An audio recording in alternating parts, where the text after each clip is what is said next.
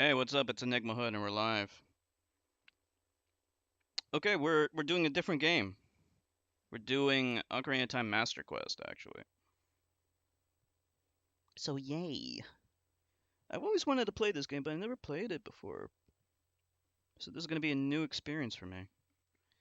This is technically part of the Zelda-thon, so I have to play this anyway. Alright, I'll be right back.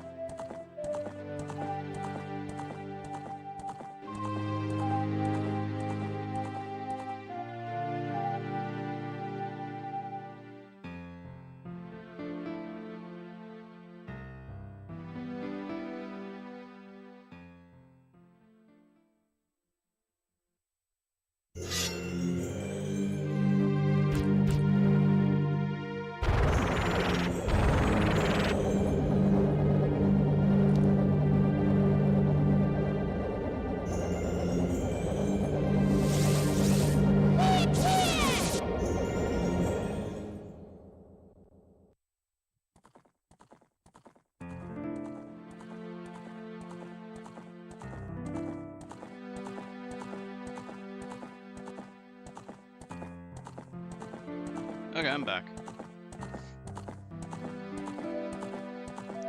Master Quest.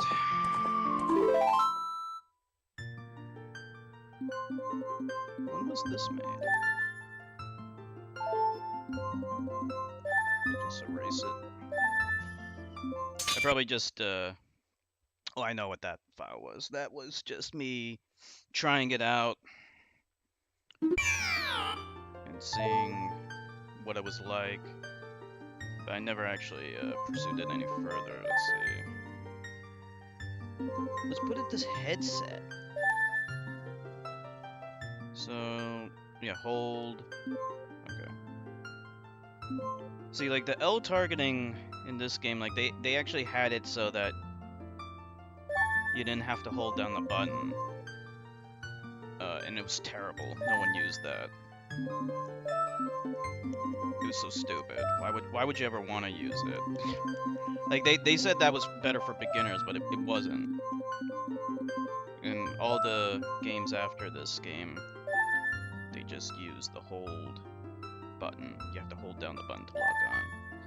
Which, by the way, is how Dark Souls should be, but that's a separate issue.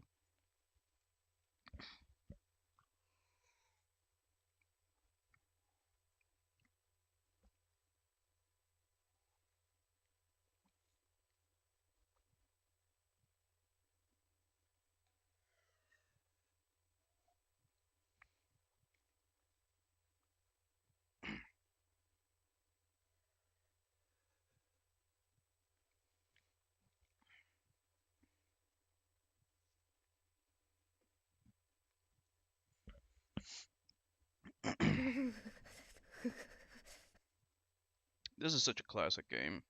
So it feels good just to play it again. In a new way.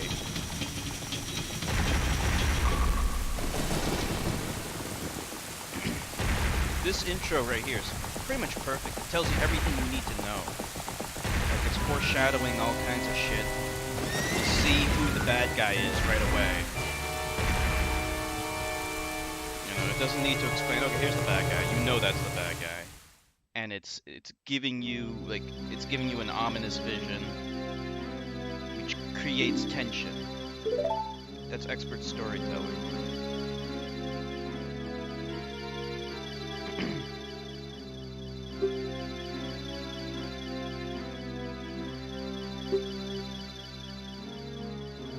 my only, like, kind of issue, I shouldn't even call it a complaint, is that I kind of wanted more story. But I'll get to that later.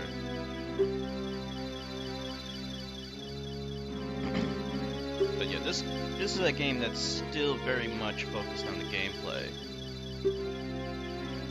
but still has a great story, but doesn't try to put story over gameplay. Whereas the other games, like I felt like maybe Wind Waker kind of did that a lot. Yeah, Wind Waker definitely had more cutscenes. And Skyward Sword had a lot of story as well. But the story in Skyward Sword is actually pretty good. Well, so yeah, it's good. Good, not great, let's put it that way. Hello.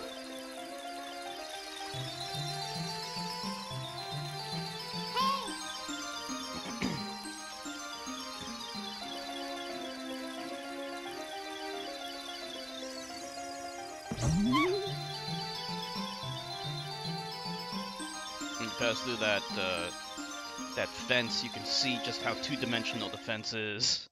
It has no depth at all.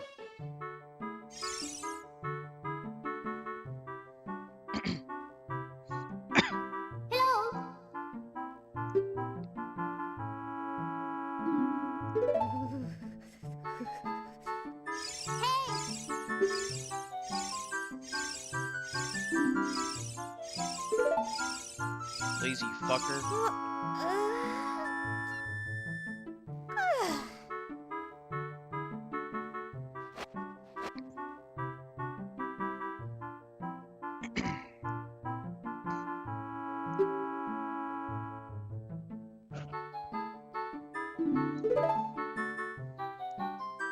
That's odd. I can't skip through this. Oh well.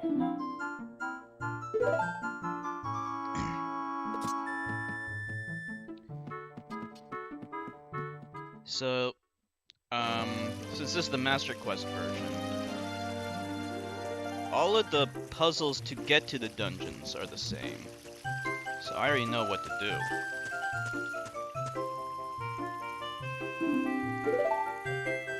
This is Saria. Honestly, I wish the other girls were kind of like your lifelong friend. They're like prettier than she is. Just being honest.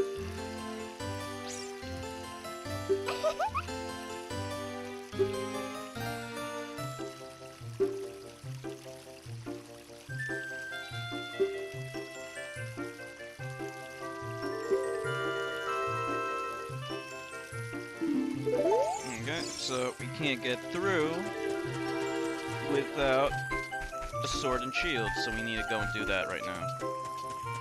Hey, Chertka! Oh yeah, we're gonna take a little break from Witcher. Oh, you're playing Binding of Isaac. I always wanted to play that. Yeah, we'll probably come back to Witcher 1 later.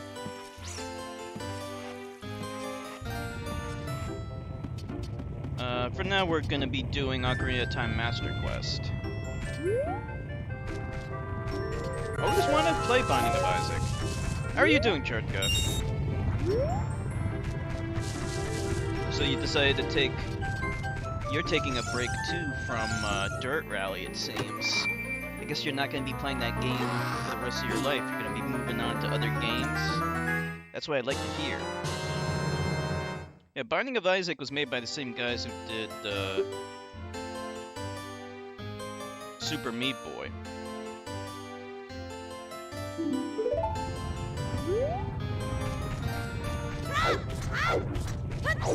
So that's cool. And it's like randomized dungeons. It's actually kind of like a Zelda 1 game, so it's very apropos considering what we're streaming. We should probably save just to make sure. Since we're playing the GameCube version, there's going to be some small load times. especially they're not small. They're kind of annoying. On the N64 version, you have no load times. GameCube has load times, but this game was never released on the N64. It was only released on the GameCube. Gonna return to Dirt Rally at a later date. That's cool.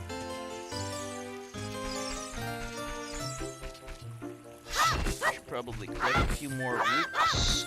Some rupees.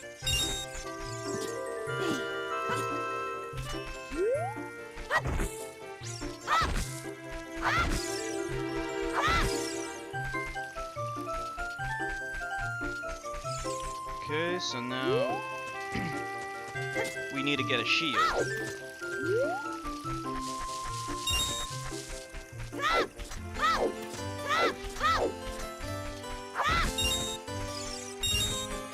Rupees. Alright, now we need to go to the store, which is over here. Let's check the sign.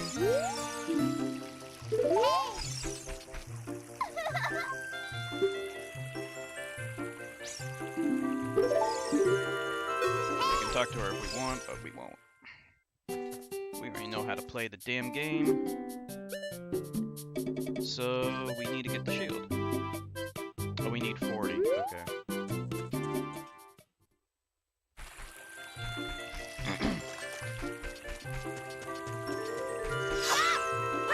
So this is the Master Quest version of Ocarina of Time. I've never played this specific version of the game. So this will be, you know, just a combat, like, it'll be mostly familiar, but there'll still be new things for me, especially in the dungeons.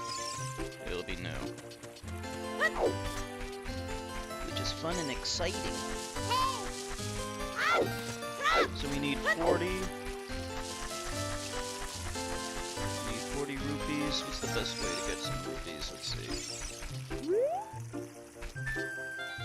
Oh, really?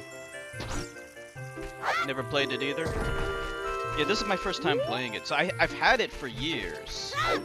But I didn't get around to playing it until now. It's still, technically part of the Zelda-thon. So that's one reason why we're playing it, but we're also playing it because it's an awesome game.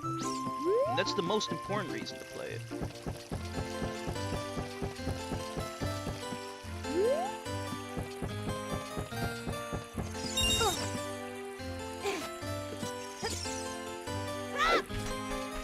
Oftentimes, you know, we'll have games that we have had for years, and we just never get around to playing them. You know, like Four Swords Adventure. I first played that in, what, 2006, it said? Or whatever. And I just didn't get around to playing it until now, which is over a decade later. And I wasn't missing out on anything. Because that game's terrible. But at least now I know it's terrible. There's a rupee.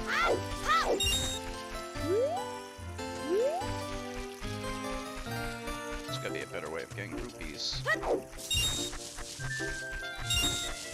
Alright, 9 more.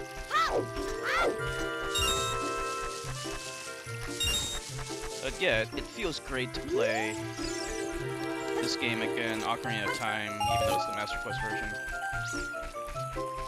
Because it's such a timeless game. You know, this game, along with Majora's Mask, were the best Zelda games for forever, until Breath of the Wild came out. Like, they did such a good job with these games that they didn't even top them until last year. Literally until just last year. It's like, what the fuck? Why did it take them so long to make a game that's up to the same quality?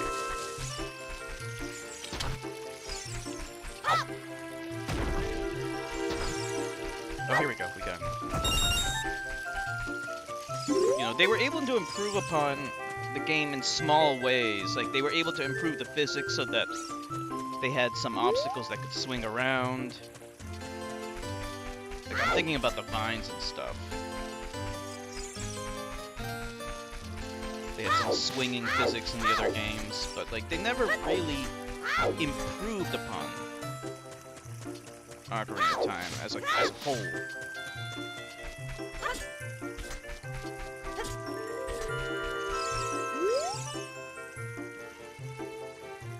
You know, the closest they really came to it was probably Twilight Princess. But that game has things that really annoyed me.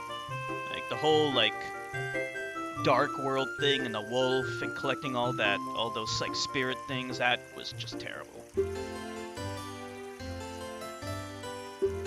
And I'm putting aside all the motion control stuff in the Wii version because that's just particular to the Wii version. So you can't skip through these dialogue things. I'm not sure if that's because this is like storyline dialogue, or maybe this is something they changed in the GameCube version. Oh, I gotta equip the shield. I forgot. There's like a very slight load time. Oh, I didn't even buy it yet. Totally forgot to. I need to buy it. I got the 40 rupees and I didn't even buy the thing I need. Alright, let's go get that. So rolling like this lets you move faster, but honestly it's so annoying to do it, so I'm not gonna spam it. Because it's just irritating to look at, honestly. Oh, there it is.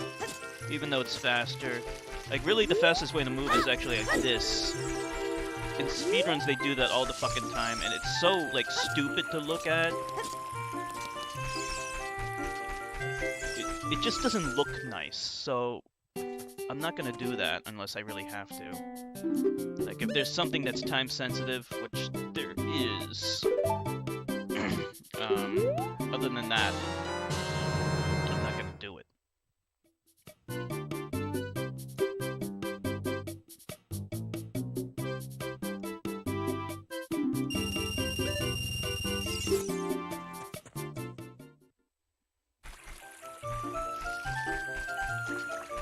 This is the way it was intended to be. Walking around like this. This is the speed you're supposed to be moving at. Not any faster. Is this the way out? This is the way out. Whoops. So, this version of the game has the right analog stick, and it doesn't do anything. I totally forgot. Oh, never mind. Yeah, I think they may have added full camera control in the 3DS version. If you have the new 3DS. Okay. Oh, you gotta equip it. I totally forgot again. See, I keep forgetting things. You can't just buy it, you have to also equip it.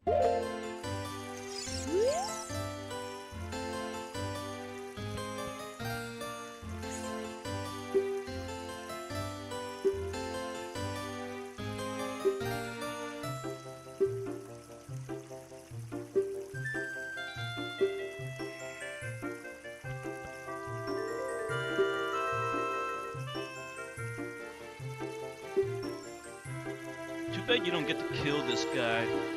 He's fucking annoying. That guy's kind of like the bully. Like in Skyward Sword, there was like an actual bully. Like this is kind of like the bully. These enemies, you don't even need to fight them, but I should probably fight them anyway, just to get the Deku Sticks. You need the Deku Sticks to carry fire. So I should probably go back and kill those guys just to get a couple of Deku Sticks.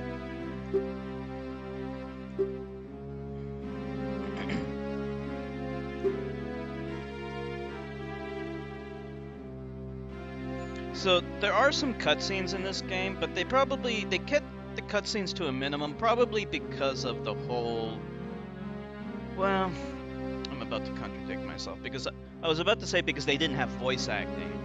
But in the later games, they didn't have voice acting in those games either, but I guess they were able to tell a story with cutscenes a little bit better by that time. Whatever. But yeah, I actually like how they added voice acting in Breath of the Wild. You know, for way too long, they didn't have it, and it was just a lazy cop-out. on the N64 version, it was logical because it had cartridges, and cartridges didn't have a lot of space. But once they switched over to the GameCube and the Wii, there was no excuse anymore. Zero excuses for those Nintendo D-bags. See, then they asked. Then this is like one of the dumb things about the game, like asking me yes and no. No, I don't.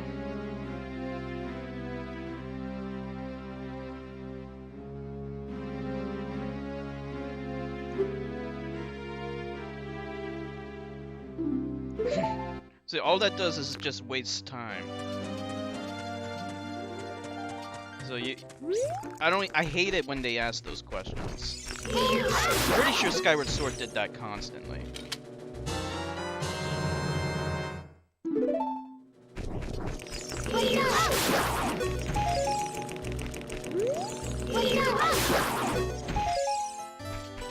So they had to make some small adjustments to the GameCube version. So I think the way we gotta do this, we gotta like go inside the shop and come back out. Hey, Snow! How are you doing? Glad you could make it.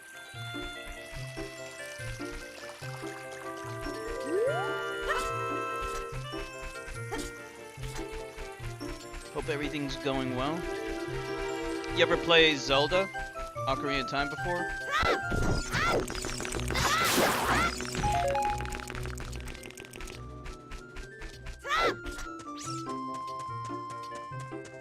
Why isn't he reacting? Oh, here we go.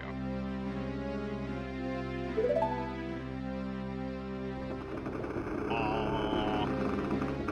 Open up wide. Clean your Xbox. Original Xbox or Xbox 360? Or Xbox One?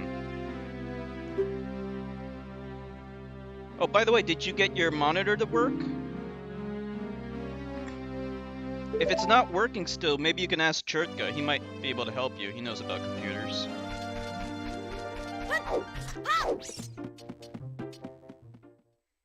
Still couldn't get your monitor to work?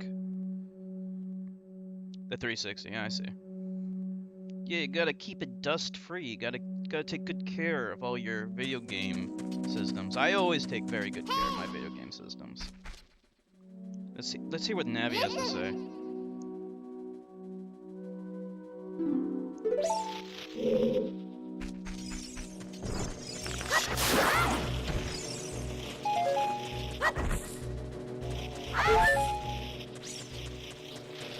I'm getting the cords tomorrow? Okay. That's good. So unfortunately in the GameCube version I have to use the right analog stick to use and select weapons. It's really janky, but there was nothing they could do since the button layout is not the same.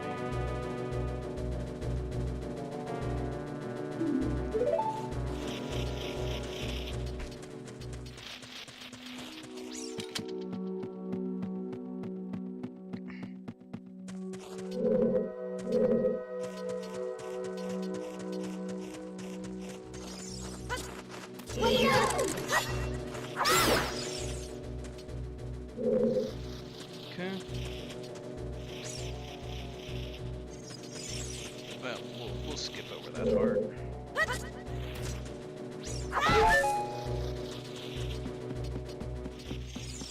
So what is this thing? A slime ball? What the hell is that?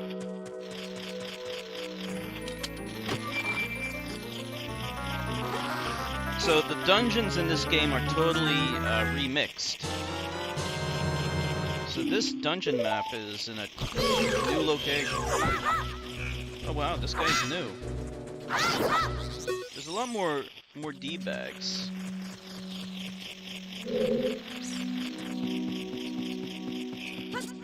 Oh, I fucked up.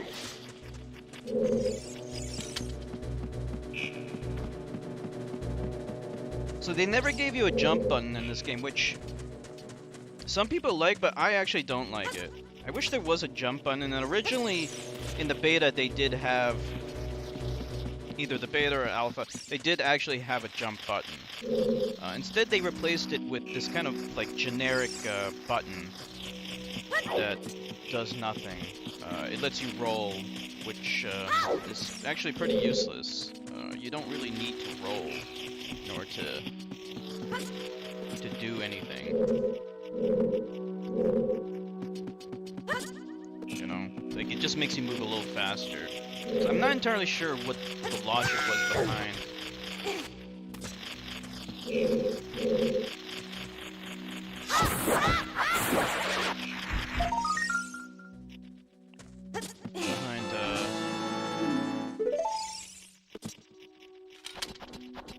Not having a jump button. But yeah, I prefer having a jump button. And I'm really glad Breath of the Wild has it. But he can't jump very well in that game, but at least he can jump.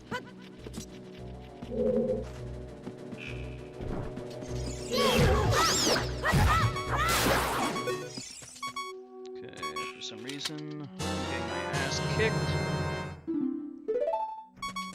Okay, so now you get Deku Nuts, so let's equip those. These are kind of useless, honestly. Like, I never really use them, but maybe in this version of the game I might use them more. Because right now I'm just kind of dying a lot. So, might be useful.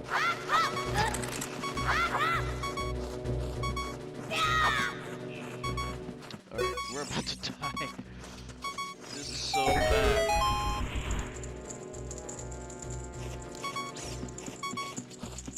The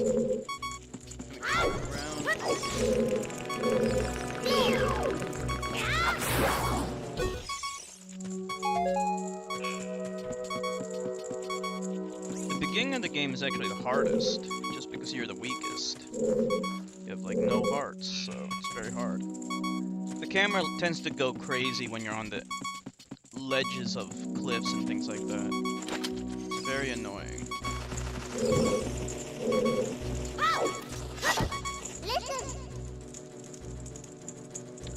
Here's Navi. Tell me what I already know.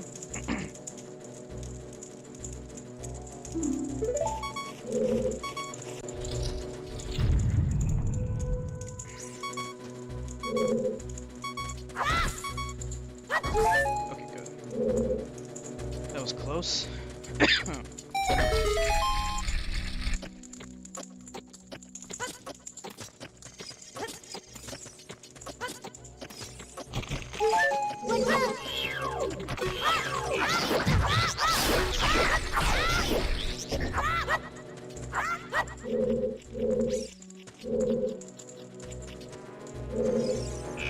Sell me a GameCube? I have a GameCube. Yeah, I'm playing this on a game.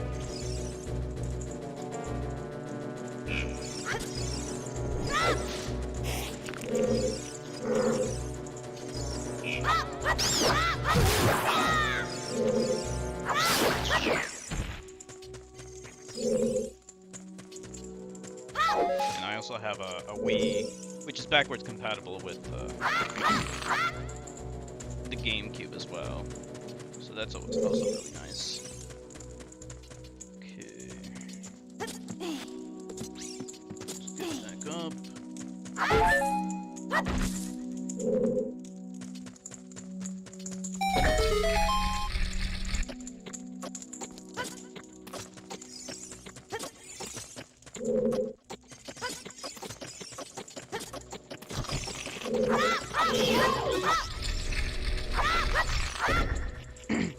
Oh, you want to sell your GameCube?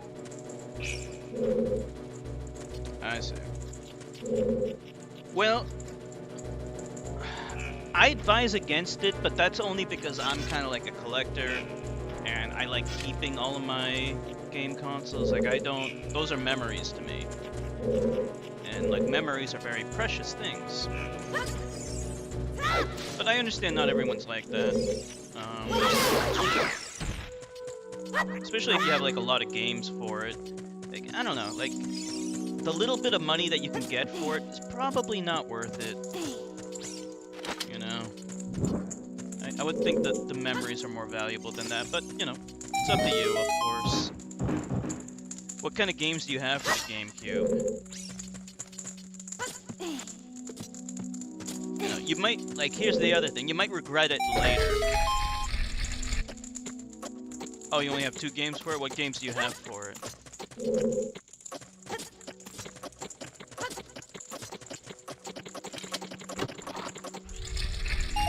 Like, I once got rid of my,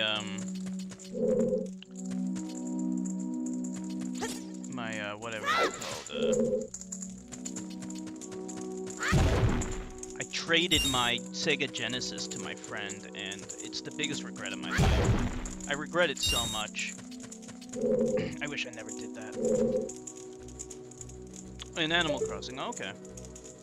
Those are fine games. I never played Animal Crossing for the GameCube, but my friend Owlie loves it.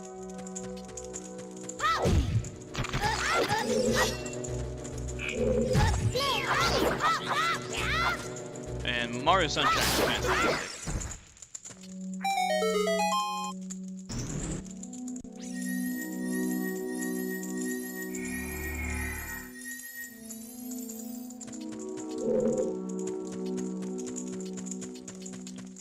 But yeah, that's too bad you never got any more games for it.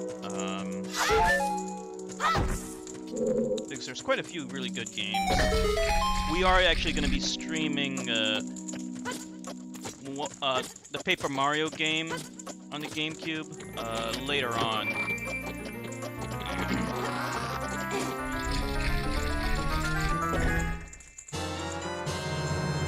Oh, you got a memory card? Oh, you never had one.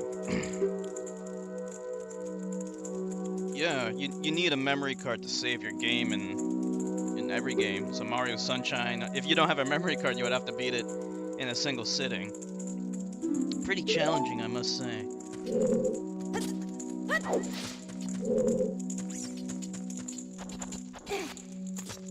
The official memory cards are pretty tiny. Can't fit a lot of saves on there, but there's some third-party memory cards that are bigger.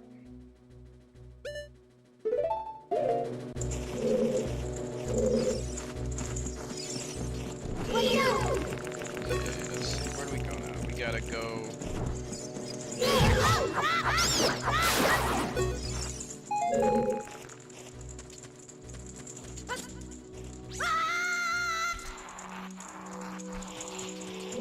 megs. That's a good size.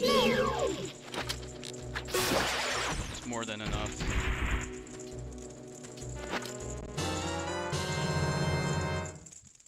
Yeah, like I totally ran out of room on my PlayStation 2 memory card, which holds almost no data.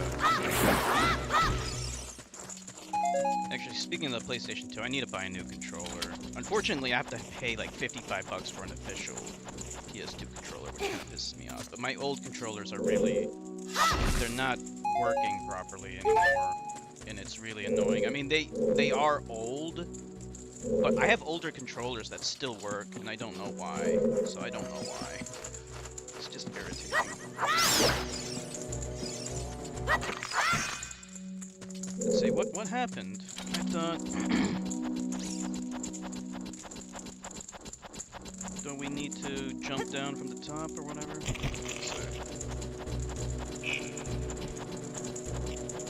It looks like for this dungeon, they didn't really change the layout too much. They just kind of added more enemies.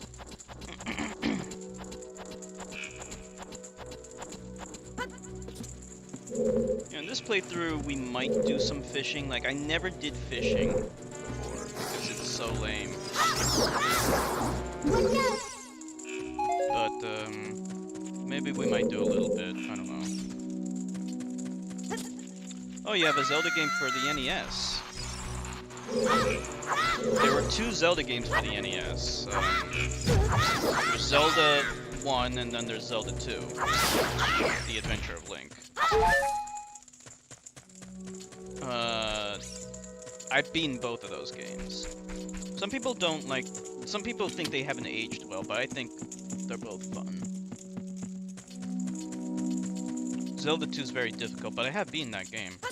I'm very proud of that accomplishment. I even beat it on stream. Such a hard game. Alright, so it looks like this method's not working. I thought this is what we were supposed to do, but I guess it may have changed the puzzle, so let me see. This is a bit odd.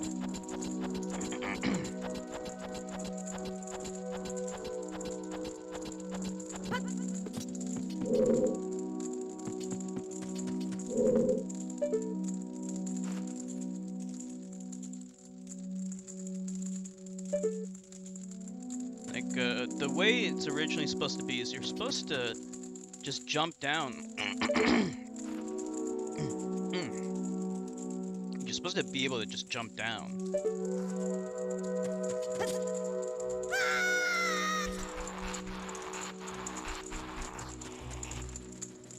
For some reason it's not working. Okay, never mind. You are supposed to just burn it, okay. Alright.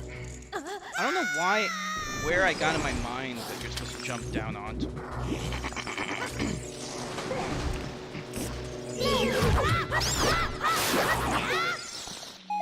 I really gotta rectify my way of thinking.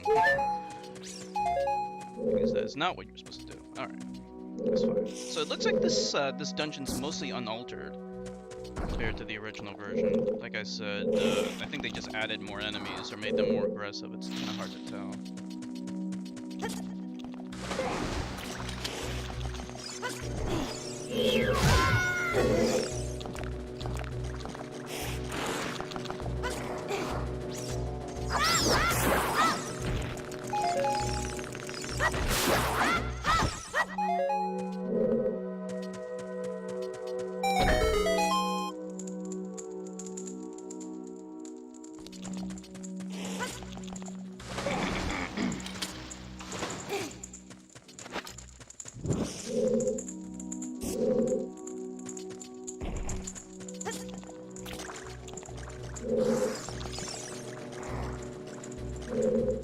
Damn it.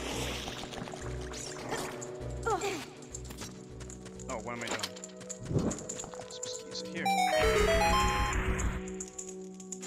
So you have an NES. That's pretty cool. I never had an NES.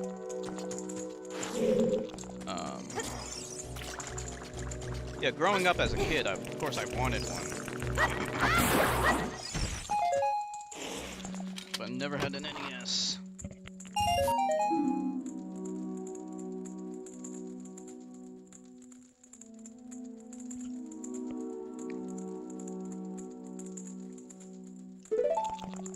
I always have to turn on the air conditioning when I start the stream because it's so hot. But then, after just a few minutes, it's now kind of cold. It looks like it's about to rain outside too. That might be what's causing that.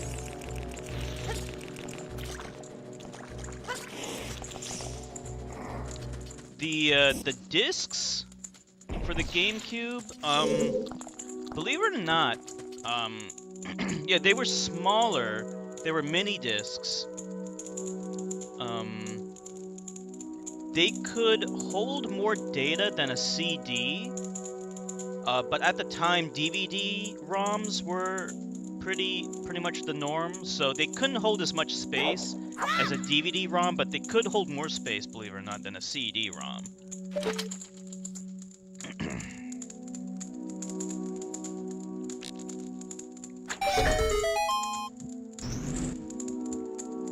It's raining over there. Where'd you say you live? If you don't mind me asking. I can't remember if you ever told me.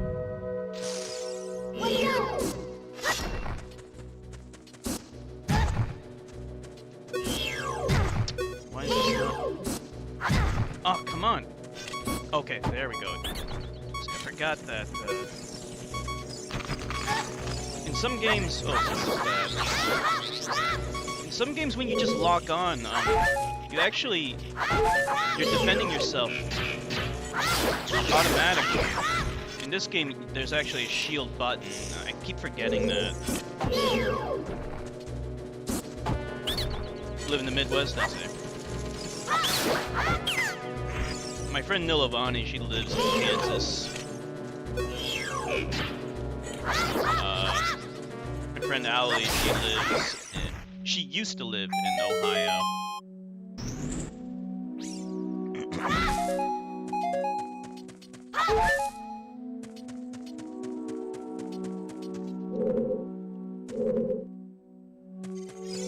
Okay.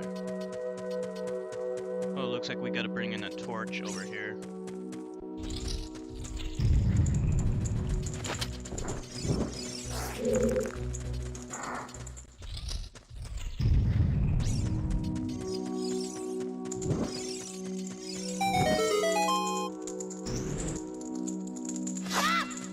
Okay.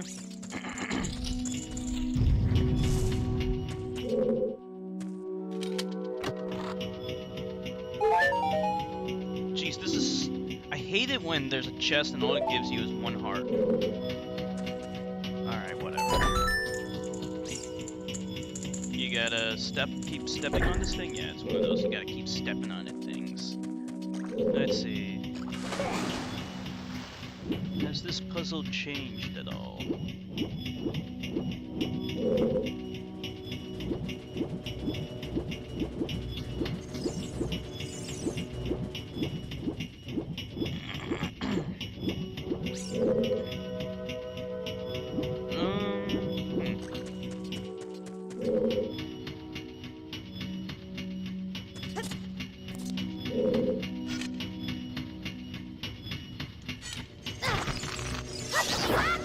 Filled with bugs.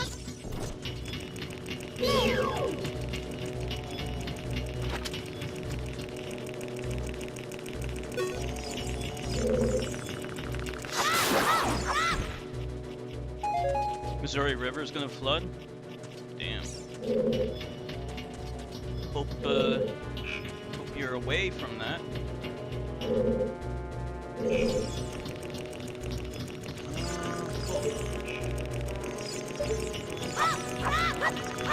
Where I used to live, it was like in a flood zone. But the one time the river flooded, it stopped right at our house, so we didn't get flooded, which is a good thing. But we had to have flood insurance. That was mandated. Stupid. That's stupid. You should never force people to buy anything.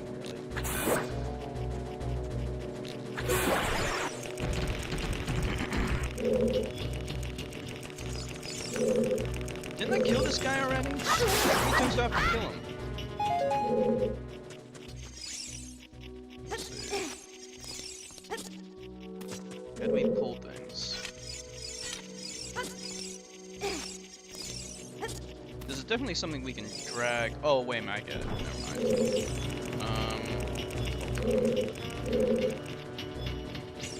Okay, so we need to put something on this thing.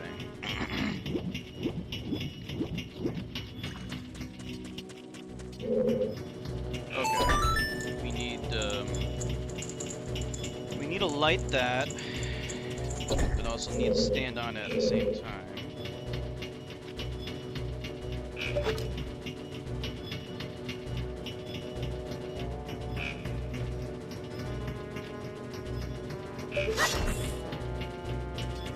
Yeah, I'm pretty sure this is a new puzzle. Been raining, mostly at night, I see. I like the rain. It's very soothing for me. I like going for walks in the forest when it's raining. There's actually a pretty cool place, a pretty cool swamp that you can walk through trails. It's kind of far away, but one of these days I would like to go there during a little bit of a rainstorm. Just walk, enjoy the rain.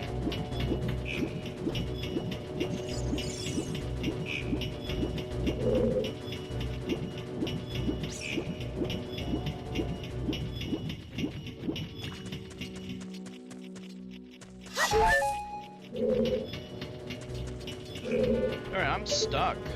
How do I do this?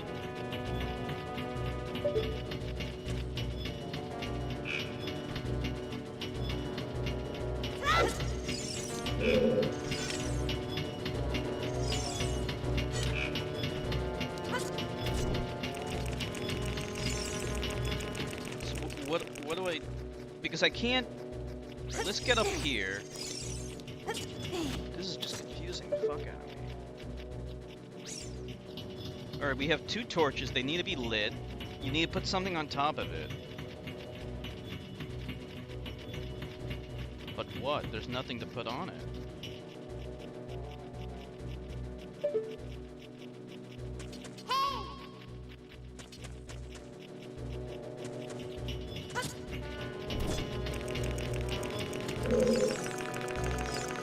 Oh, I know why that thing is there all the time. He's trying to give us Deku sticks, which we need. But we don't even have time to light them though. Let me see. Let's try to do it.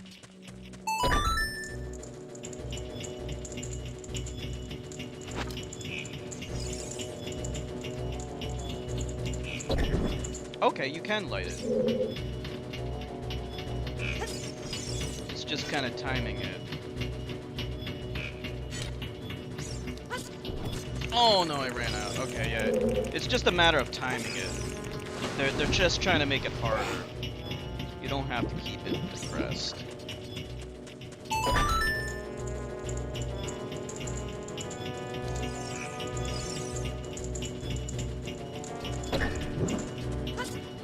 Stay on it. Oh.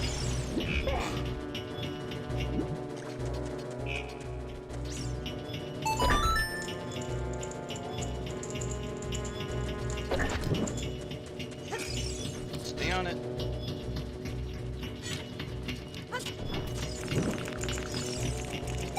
There we go.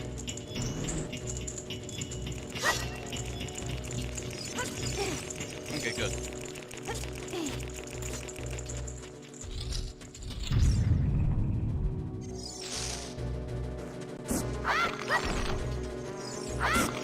These things, yeah, all these guys, these fuckers totally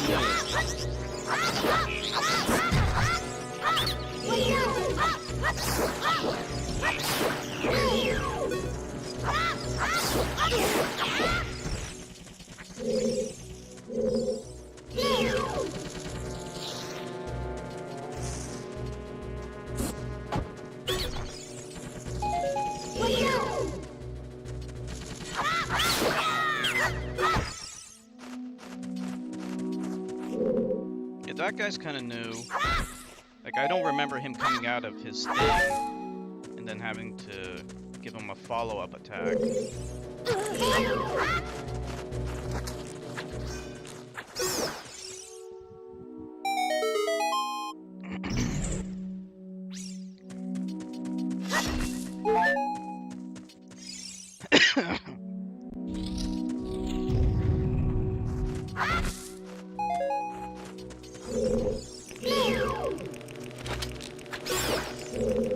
Okay.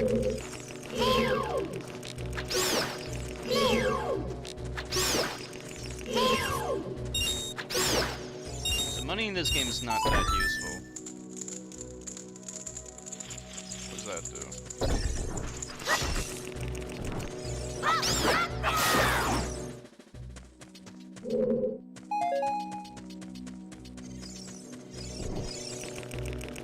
Here things.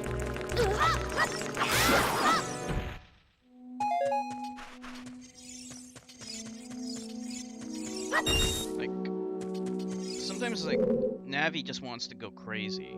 It's just annoying. Okay, so what is this? What is...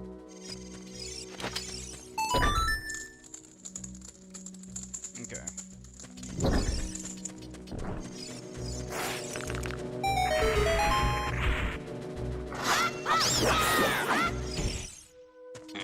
Okay, we can go this way. Earth is a good place to survive a rain. Well, yeah, if it's raining outside, Earth is a good place to hide. I don't understand your humor.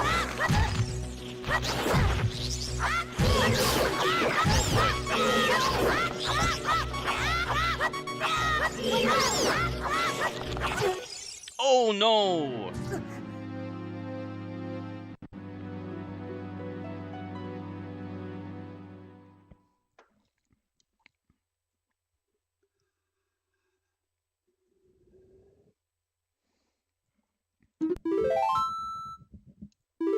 That was so bad.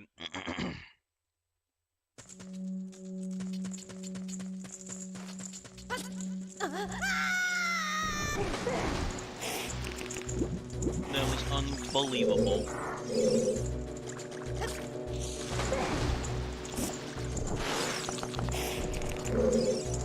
Rain on other planets? You mean like how it rains diamonds on Neptune? Yeah, raining diamonds. Diamonds are very beautiful and precious minerals, but when it's raining diamonds, that's extremely dangerous.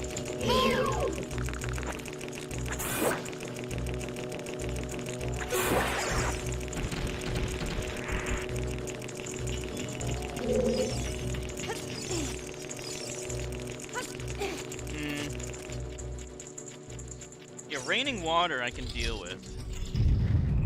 Acid rain, though, that's not so good. I guess it depends on the acidity of the rain.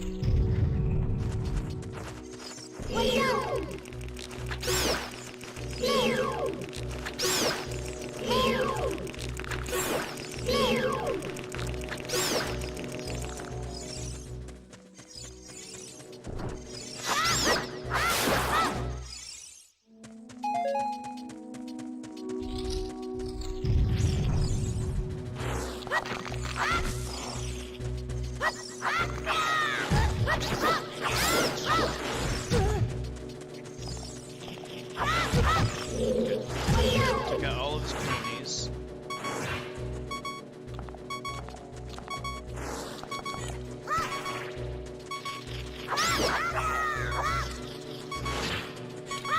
This guy's huge, that's the problem. Okay, we got him. Yeah, you can't spam attack him, he's just gonna fuck you.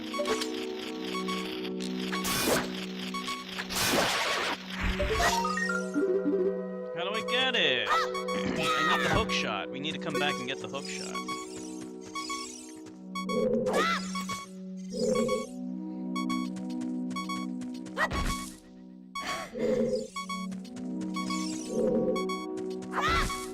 I was kind of hoping for some hearts right about now. We're almost dead.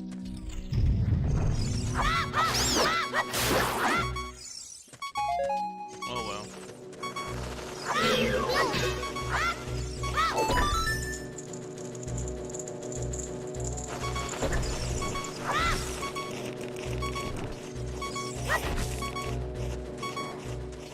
This is so annoying. Okay, good.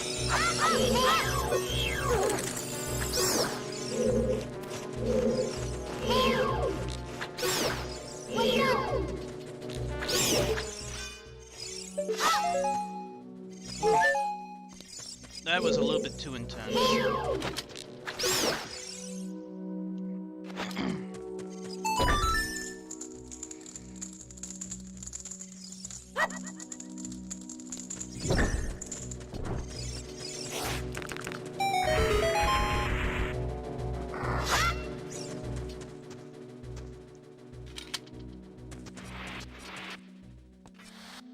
Yeah, they did a good job at making the game harder. You can definitely tell that the game is harder now. Like, I actually have to use these nuts. This guy's too. This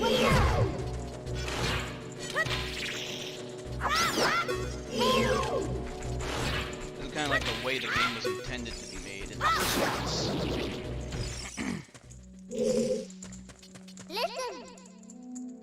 Stand next to the box and do the stuff that you need to do.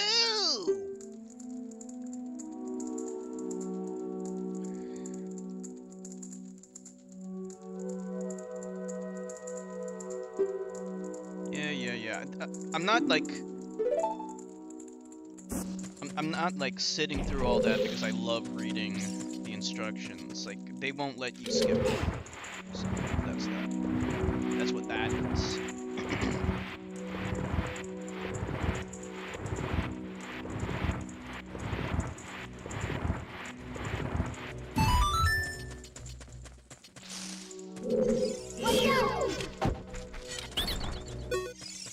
guys are annoying.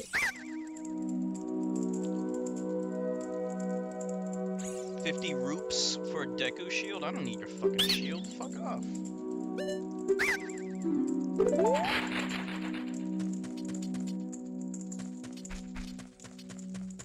Alright. Once this is here, then we can jump in.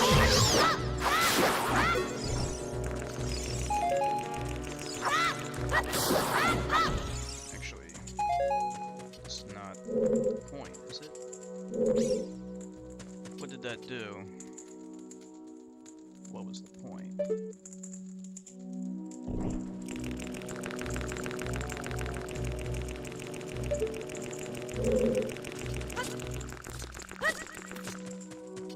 Oh yeah, we gotta burn this thing.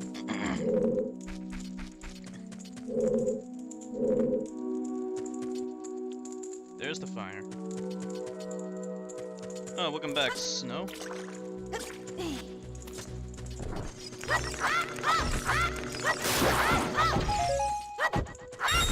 Yeah, I like enjoying the rain. Hopefully it does rain. Oh man, there's too many of these fucking piranha plants. It's annoying. I can't remember if they respawned in the original version or not. They certainly seem to be abundant in this version though.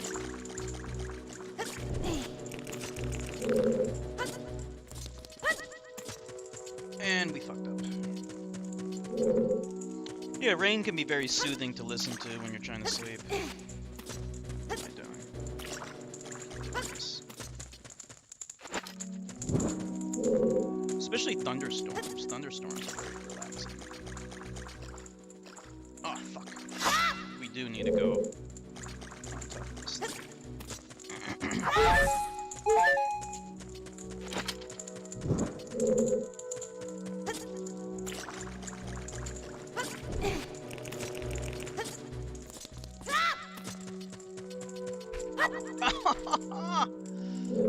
Why isn't it working? That thing does not last long enough.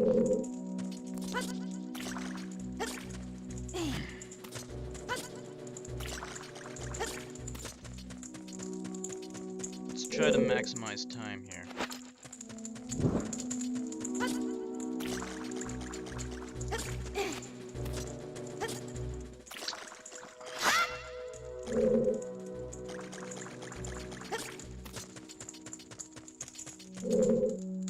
Deku sticks are so flimsy. They last 2 seconds.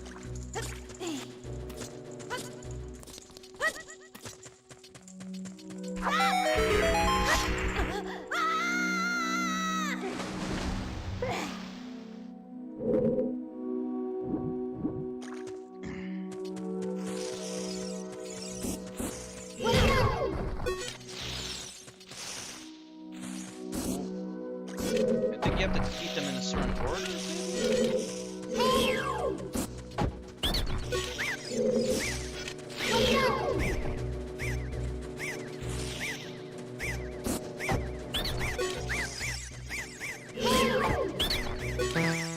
Yeah, there's an order you have to defeat them in. I can't remember the order. What was it, 2, 3, 1 or something?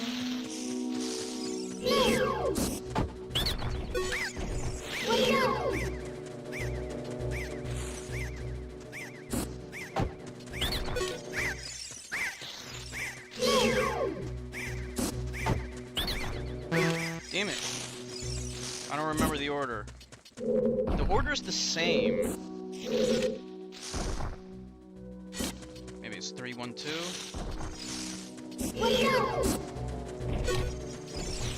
Or let's try 1, 3, 2. I don't know.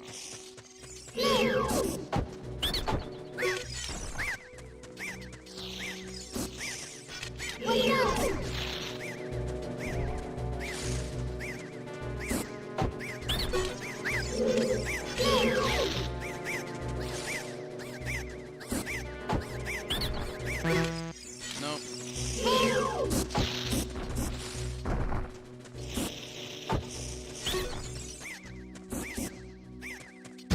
2, 1, 3.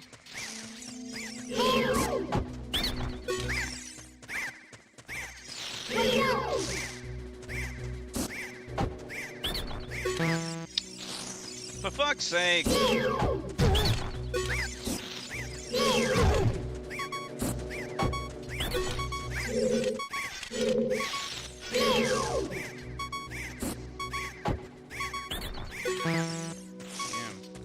One of the annoying things, though, is like when you block in this game, you can't move. He crouches for some stupid reason. Unless you're locked on. That I don't like. Let's try the obvious one. Watch it be 1, 2, 3.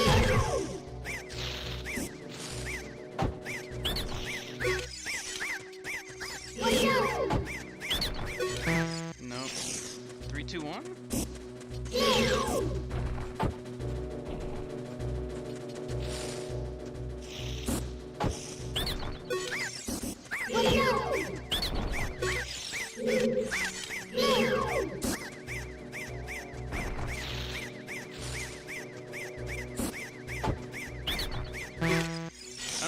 I don't know what the code is. I've tried almost every single code.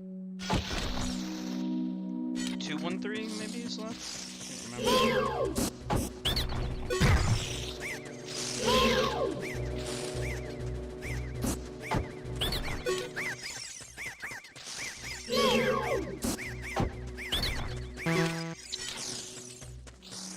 What the fuck?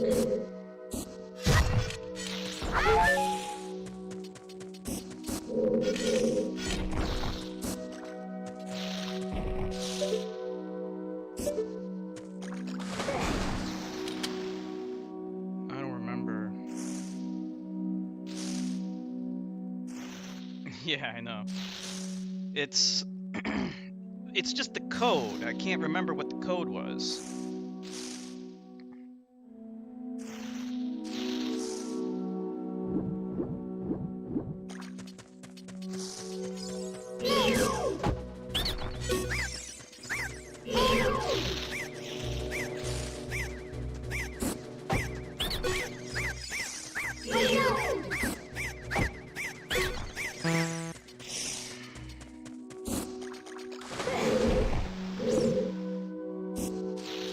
I tried 3, 2, 1, 3, 1, 2.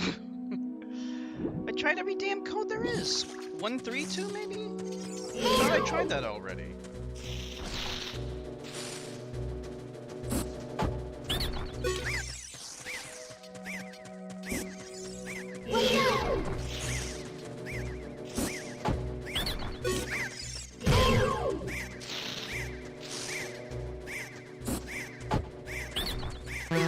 Okay, we have to try it one at a time. So we tried 1, 2, 3, 1, 1, 3, 2. So now we have to go to 2, 1, 2,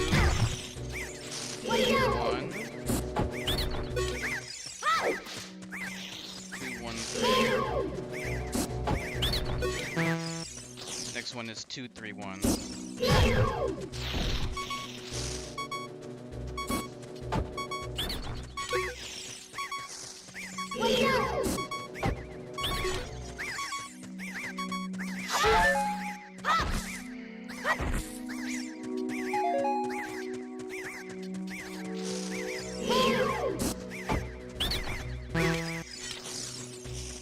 So it's not 2, 1, 3, not 2, 3, 1.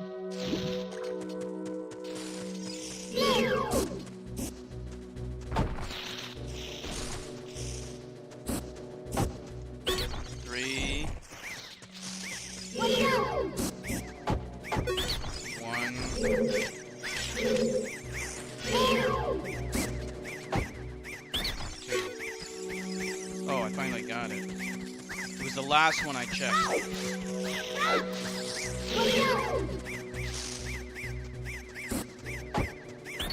But then you have to hit him again.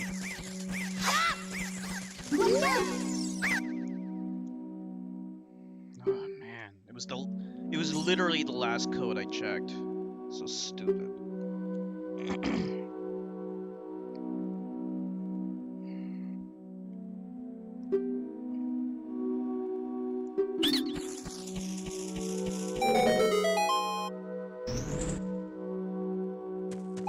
What did he even say? I missed it. He said something. Probably something important. Thank you, Jertka.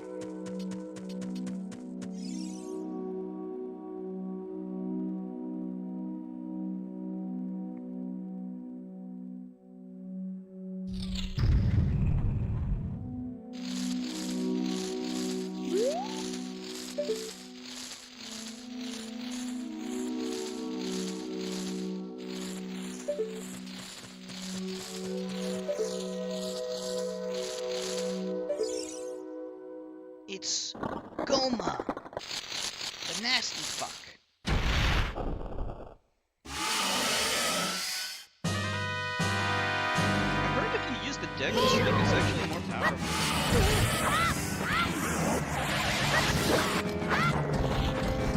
Oh, hey, Nolamani.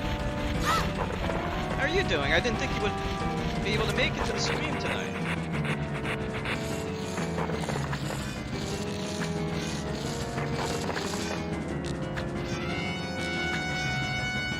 Not being hit. There we go.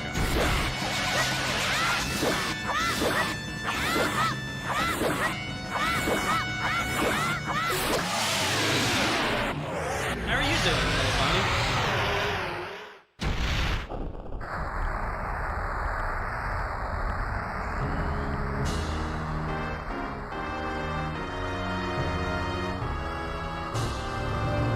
Just in time to see me defeat the boss.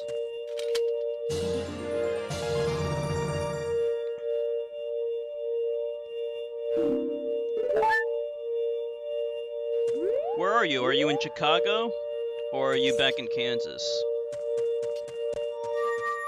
So that was pretty challenging, actually. I'm impressed with how challenging this game is.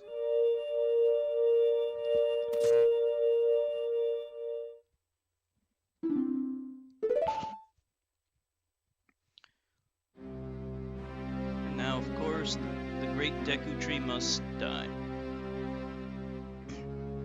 Oh, you're in Chicago, okay.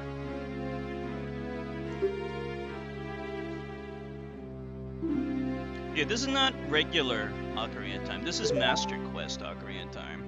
Do you know the difference between regular Ocarina time and Master Quest Ocarina time, Nilovani? Alright, now I have yet more to tell ye. So, let's listen in, why not? So he's gonna tell us the backstory about what this is all about. Hey, Nilovani! Thank you so much for the 400 bits! Wow, that's crazy, 400! Total of 1900. Deserves some hearts. Some hearts. Thank you so much.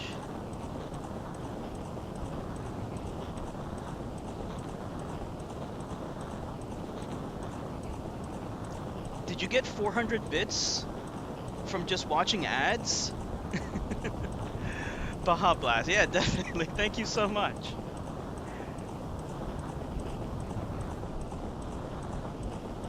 How many ads would you have to watch for 400? That's so many.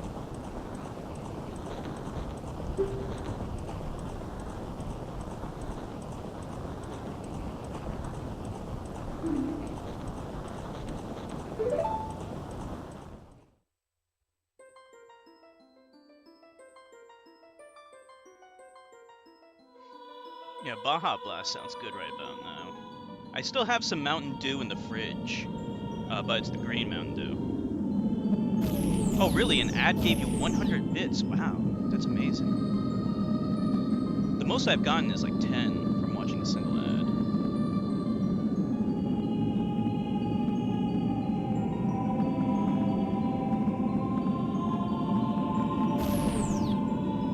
Alright, this story I don't quite understand. Something about gods doing stuff, goddesses doing stuff. Oh, thank you so much, Nilovani. That's so kind and generous of you.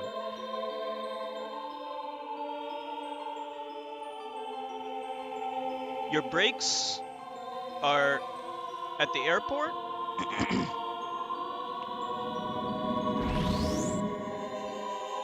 Oh, okay, you joined the Discord? Nice.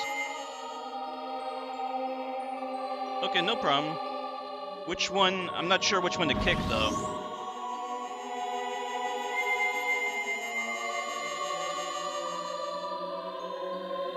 Alright, so what's the story about? Like, I played this game a couple of times, but I still don't really understand the story. I think there's, like, goddesses that created the universe, and then the three... So once they did their thing...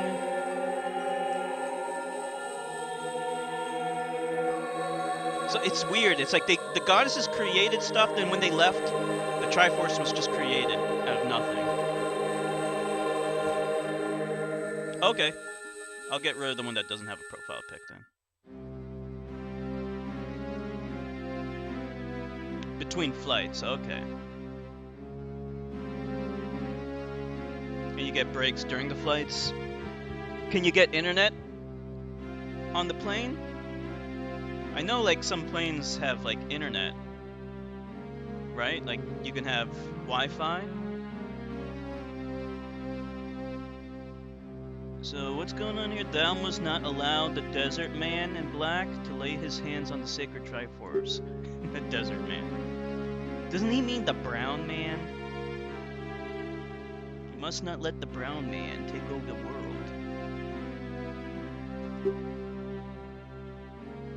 This game's like a little bit racist. Not very racist, but just a little bit racist. Let's be honest, like Ganondorf is kind of like Arab. Oh, you get Wi-Fi on the plane? That's cool. And they give you free Wi-Fi?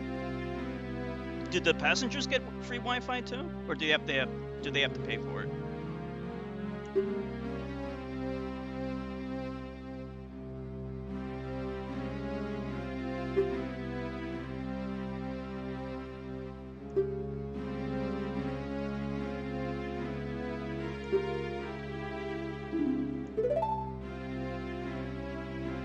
Link's just chilling.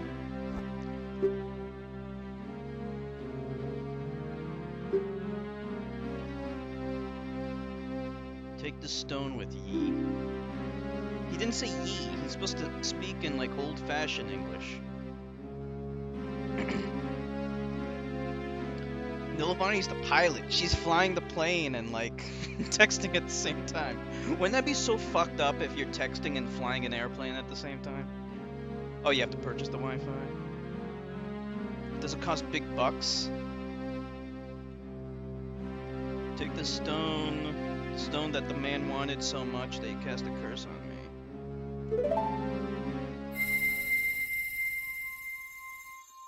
I used to be a student helicopter pilot. So I've flown a helicopter before, never an airplane.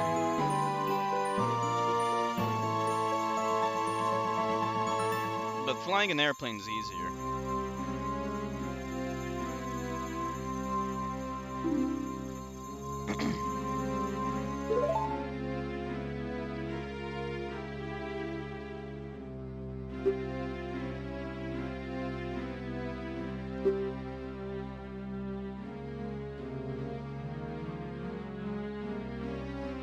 Goodbye. Ugh.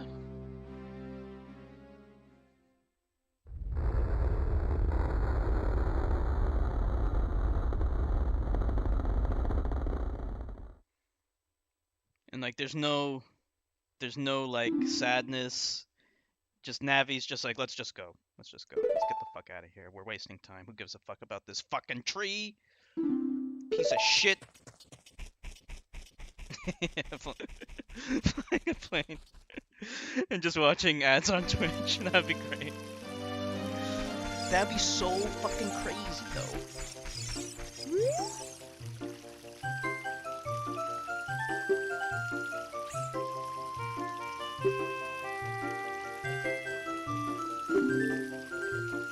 Mido. This guy's a D-bag.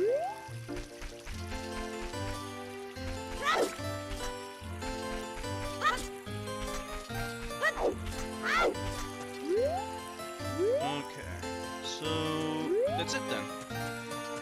Now we can go into the Hyrule field.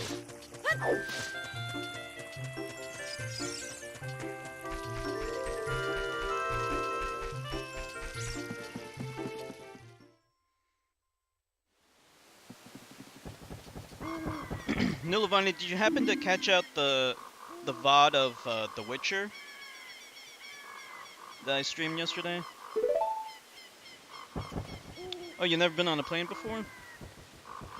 That's crazy.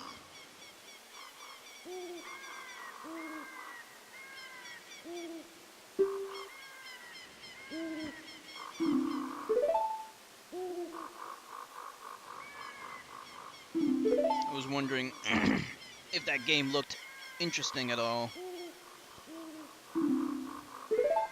I thought the game was pretty interesting. Like, Churtka told me The Witcher sucks, but it's actually not that bad.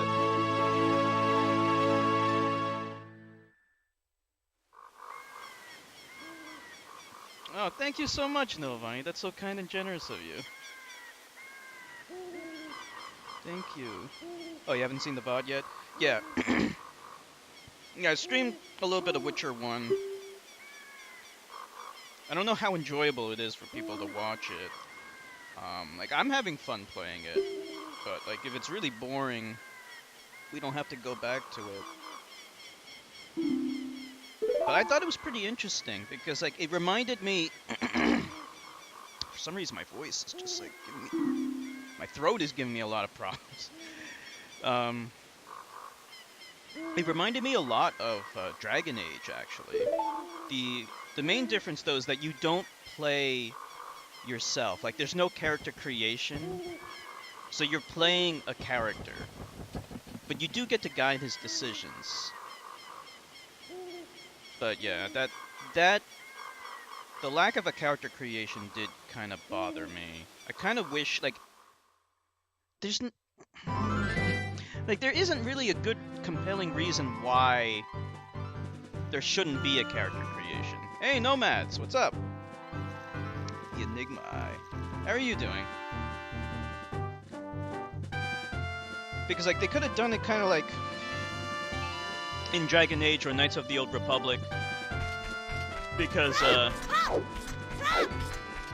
like, even in Knights of the Old Republic, actually, I shouldn't spoil it, but you play a character that has a backstory, but there's still a character creation, and you can customize the way it looks. And you can also do that in Mass Effect as well. And he also has a backstory, and even has a name, Shepard. But you can change his, like, first name. And they make it work, whereas in The Witcher, they don't let you do that, which is a little disappointing because it doesn't really... There's no reason why he couldn't be customized, like, why you couldn't customize his looks. Have I ever had any mods on GTA 4? No, because I never played it on PC. I only played GTA 4. I only have GTA 4 for the PS3.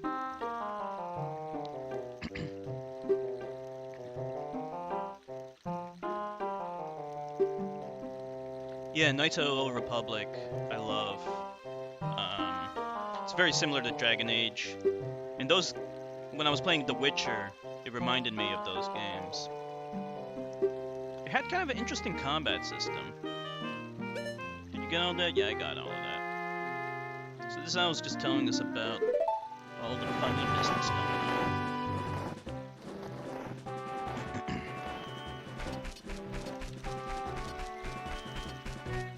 So the speedrunning strat here is you can either roll or you can, like, actually do this kind of shit. But we're not gonna do that because it's fucking lame looking. We'll roll a little bit. Only because I want to make it over there before it turns into nighttime.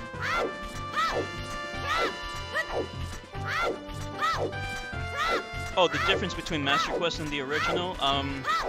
The dungeons have been remixed, so they're harder. Can I make it in?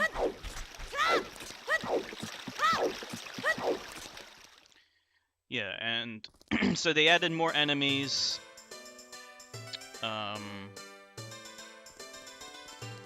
And they also changed up the puzzles. So I won't be like cruising through this game because I know all the puzzles. I'm gonna have to figure some shit out as well. You're gonna try mod GTA 4? That's cool. There might also be some graphic mods to enhance the graphics. I'm sure that those exist as well. It definitely exists for Skyrim and Morrowind. We're just gonna smash up some of these things so we can get some rupees.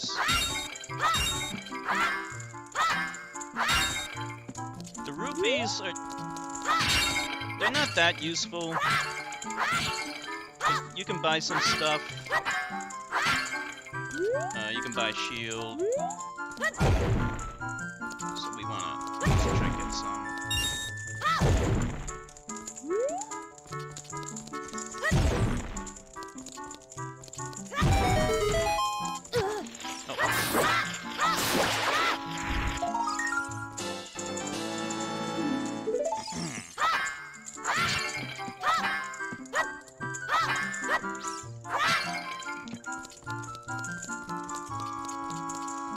Okay, so let's go into the town. So this town, when I first went inside the town, when I first played this game, it really made me fall in love with the game because it feels so alive.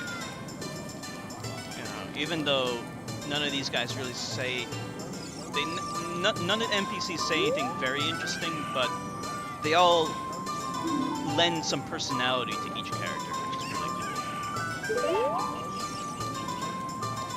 Stuck with these guys.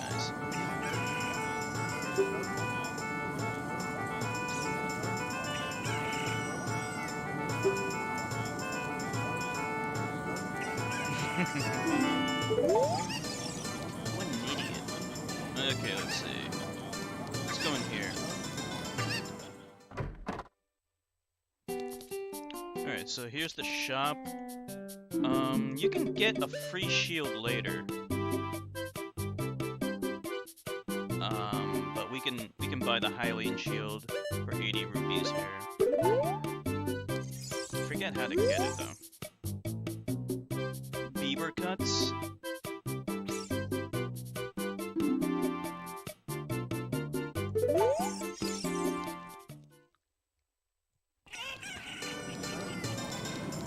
This is the potion store. It's not useful until we get a bottle. This is the mask shop. It's not very useful. I don't think we can go in yet. Can we? Oh, it's not.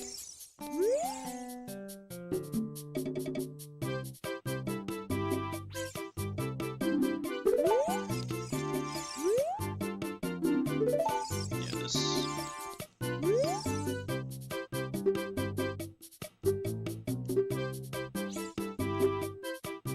It's kind of weird, like the way the mask thing works. Like the masks don't really do anything in this game. I think they give you a little bit of money, but you know, it's such a roundabout way of making money. Kind of pointless, but it is a side quest. This is Malin. So she is the daughter of a ranch guy. Her father looks like Mario. So he's gonna be in the castle taking a nap.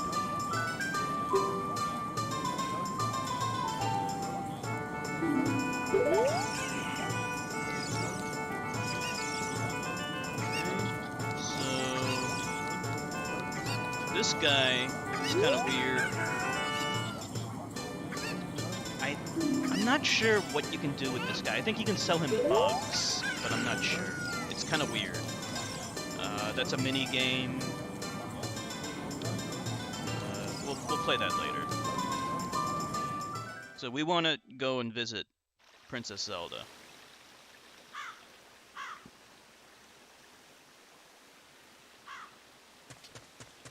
So time passes when you are on Hyrule Field or when you're here.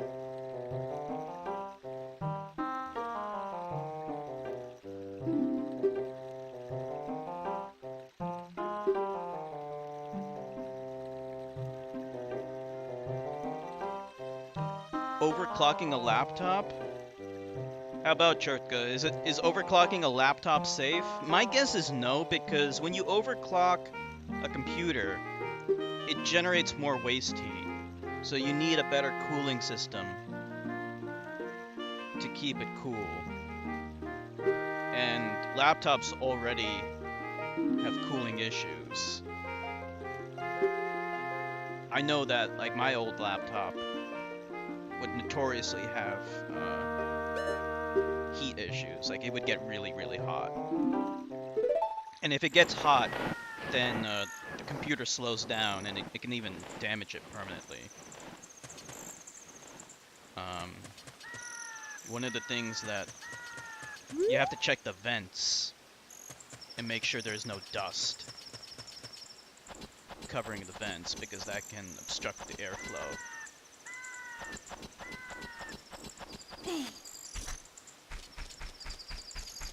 No problem. I understood you. Autocorrect sucks.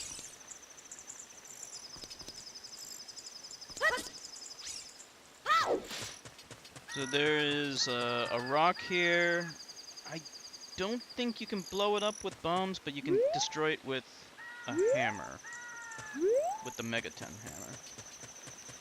So if you get spotted by any of these guys, you get kicked out. So we want to walk around them. So as you can see in the background, time passes here. So we don't want to go straight up through that area. Because we'll get caught, so we want to go around to this side. Climb up these stones here. This little thing here is so easy to miss because it just looks like a regular wall texture, but actually you can climb up it. Mostly not. Laptops are almost shutting down in summer. Yeah, that's what I was thinking. I wouldn't risk it.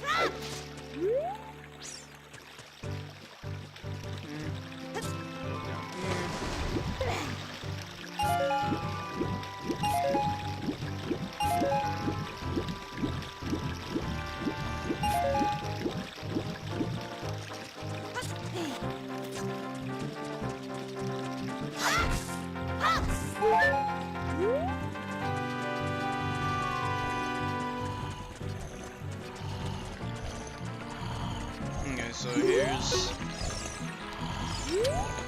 Malon's father.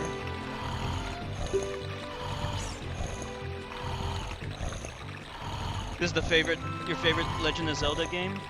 Oh, I'm so glad you enjoy it. Yeah, this is such a great game. Alright, so the way you gotta get this guy to wake up is you need to have a cuckoo as an item. You need like a rooster. Yeah, Four Swords, I hate that game. Like, I still feel so shitty about that game because it makes me so sick. So we actually don't have the means to do this yet. So now the game's kind of encouraging you to just like explore the world. So we might as well just leave now.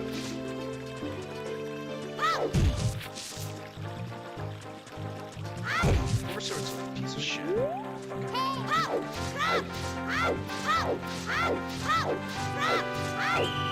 Yeah, I'm never gonna play that game again. I might play the Four Swords for the GBA, because you could use an emulator to emulate an entire second system and play the game multiplayer like that.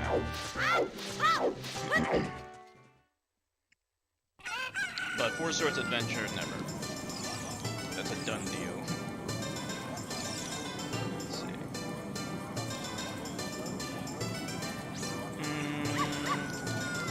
Alright, so now let's head over to Lon Lon Ranch.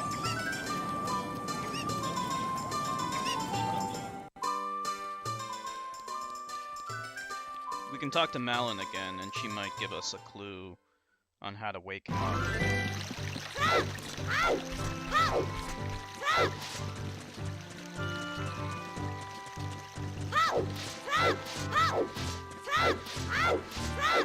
So time passes so quickly when you're on the overworld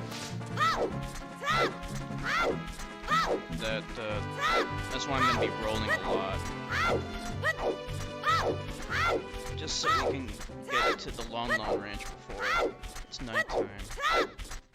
Okay, good.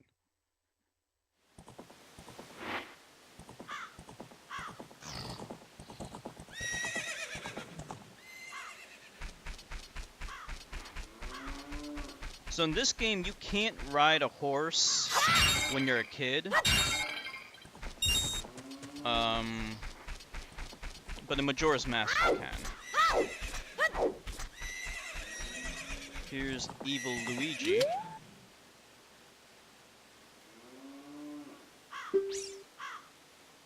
Ingo.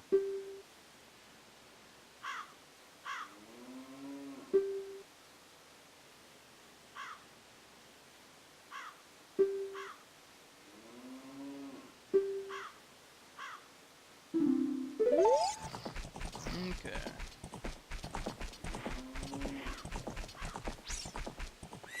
Now we can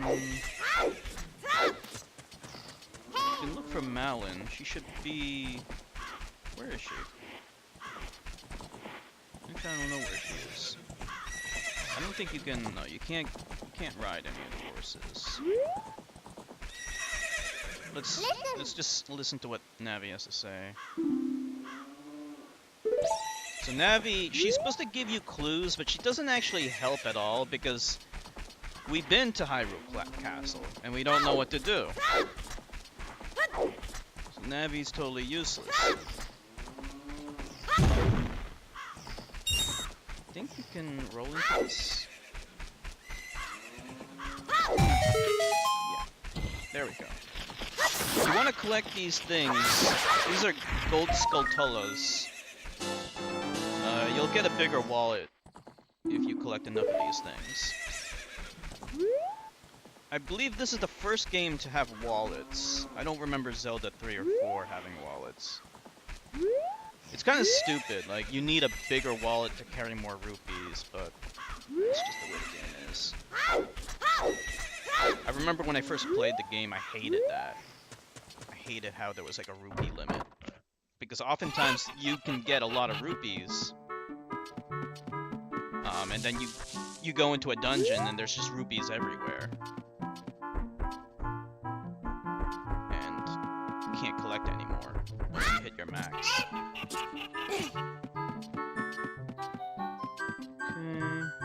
I need to find Malin.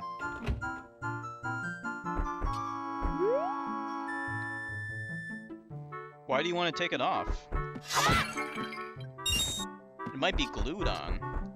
I never installed a heatsink to a CPU before, so I don't know how they work. Okay, there's no one up here.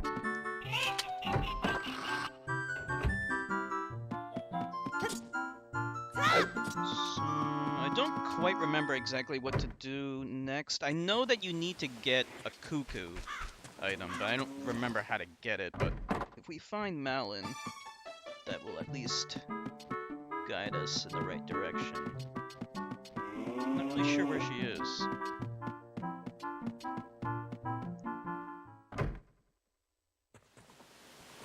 Maybe we do have to wait until nighttime.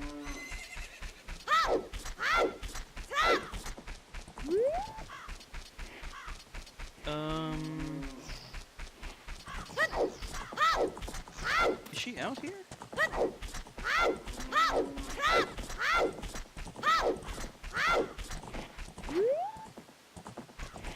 Let's see her.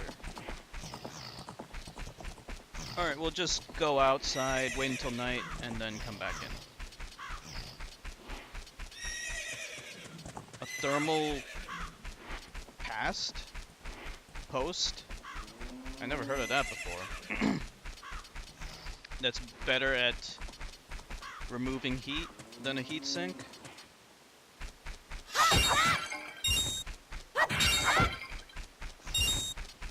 Alright, let's leave and then wait until nighttime and then come back to it.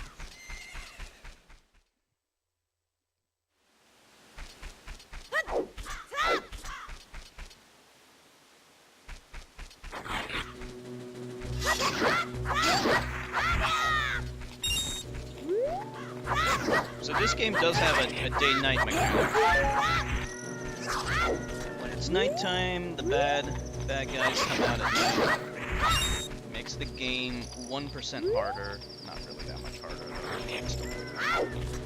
Alright. Oh, thermal paste. Never heard of thermal paste before.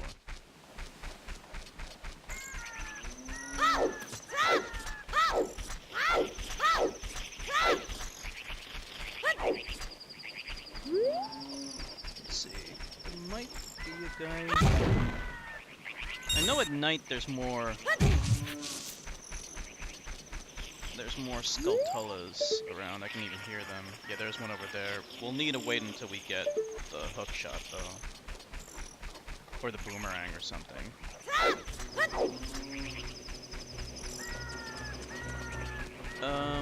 Alright. She's not here at all. Alright, maybe she's somewhere else. We just missed her. I really don't get it. Let's get out of here.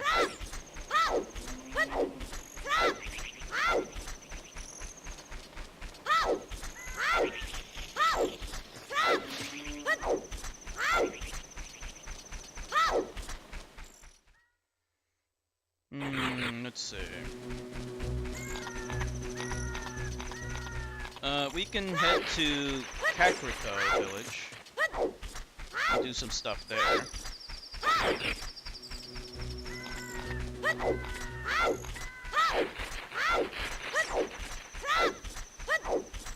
Because really, when you're here, there isn't a whole lot to do.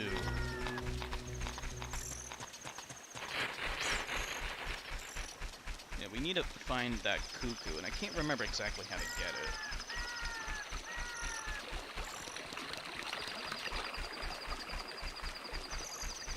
This is Kakariko Village, whatever, Kakariko.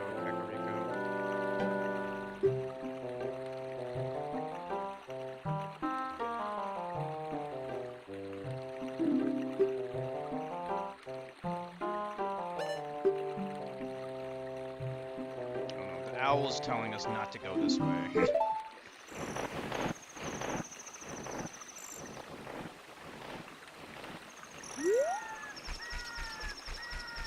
you can go this way if you want. Let's just wait until morning can come.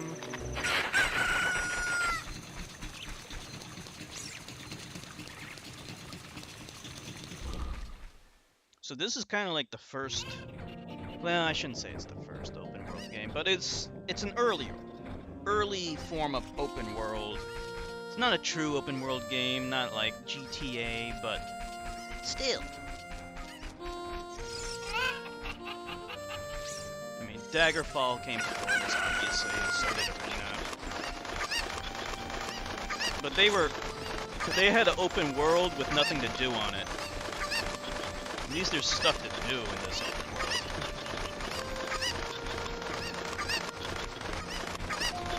Alright, so you can throw the cuckoos in here. You can talk to her. Cuckoos ran away. Catch them all. So it's important to grab that cuckoo in the beginning because a lot of people forget about that cuckoo.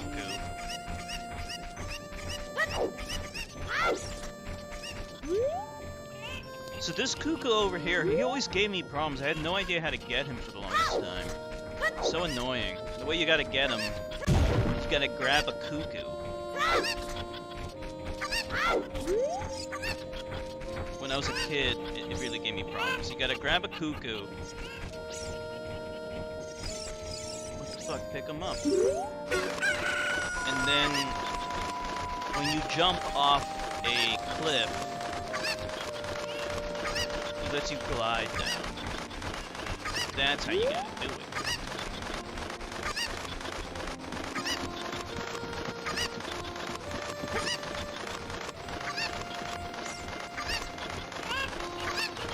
Throw that cuckoo there.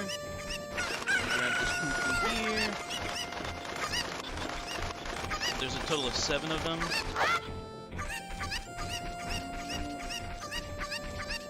Pretty sure the cuckoo locations are exactly the same in this version as they are in the original.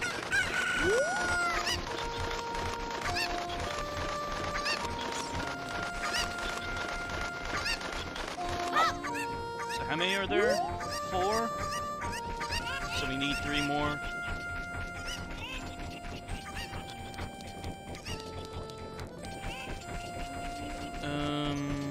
Oh yeah, I think you need a cuckoo to go over there too. Yeah, I think so. So we'll grab those cuckoos. Halo might come out on PC. Halo already is on PC. I mean, which Halo are you talking about? And the funny thing is, Halo was originally gonna be like, it was weird. Like, Halo was originally gonna be a Mac exclusive. It was first in development. Because back in the olden days, Bungie actually was a Mac game developer. But then Microsoft bought it out. Oh wait, this is not how you do it? Wait a minute. And it was originally going to be a third-person game, but then they changed it to a first-person shooter. Very weird.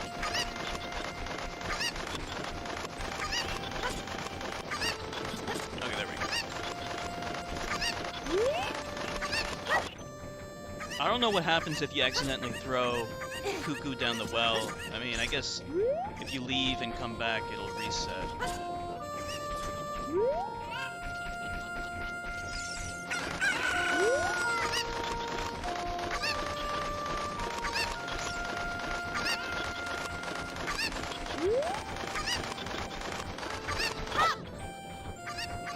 Okay, there's 2 there. There's a hole here, but there are no cuckoos down that hole. But there's a cuckoo up here, though. Let's get this cuckoo, too.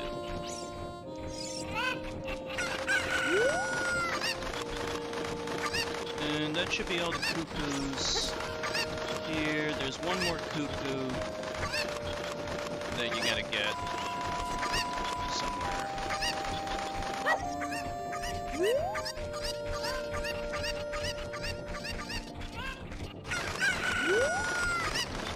If you attack the cuckoo... Oh, there's a collection coming out? What's gonna be in the collection? If you attack the cuckoo, eventually you'll be attacked by like a whole bunch of cuckoos. And they're impossible to kill. So they're actually the deadliest enemy in the entire game. Because they'll keep on attacking you and you can't kill them. So that's not good. That's why I never attack the cuckoos.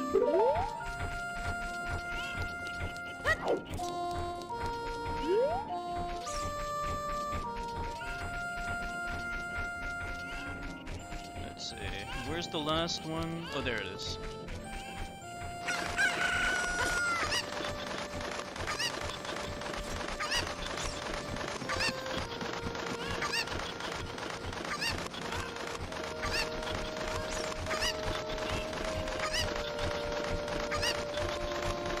All the remastered Halos. I think that's all of it, right? Yeah, that's it.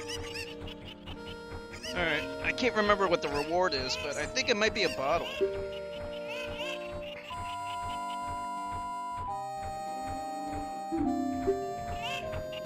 Yeah, it's a bottle.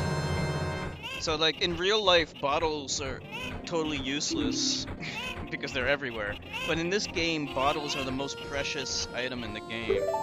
Because you can store all kinds of cool things in them. Alright, so we got a bottle. That's good. What else do we want to do, though?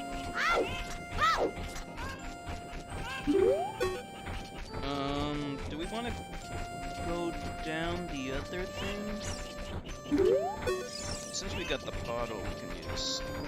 Let's take one of these cuckoos.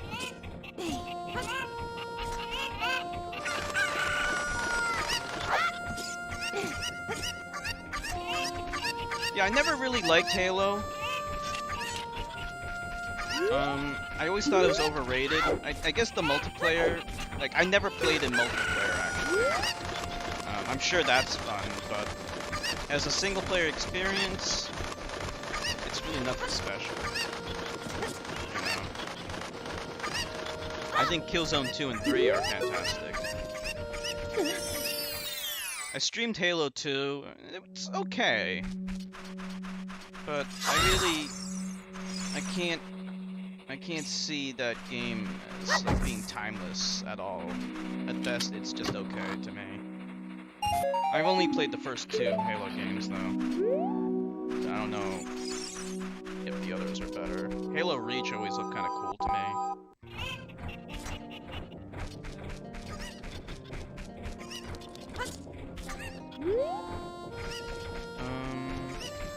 I think there's like a back door. Go through the back door here. Okay. What about over here?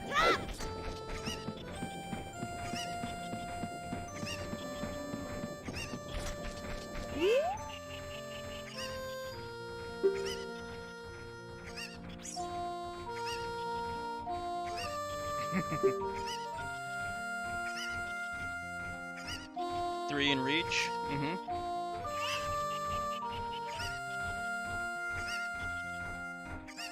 He's the guy who sits under the tree every night?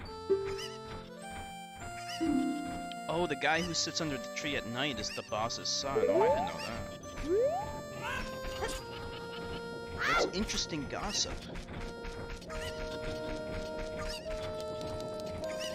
Yeah, if you come here at night, there's a weird guy who sits under the tree. And he's really lonely. It's very weird.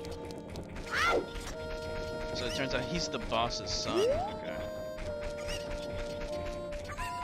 Okay, so if you go in here, you'll meet the Skulltula people. So when I first went in here, I thought this guy was an enemy, but he's actually a human transformed into one of these Skulltulas.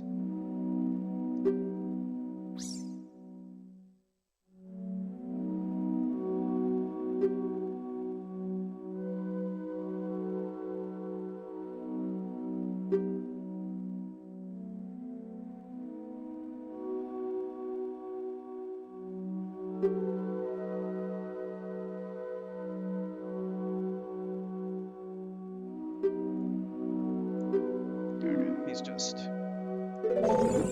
telling us the whole story.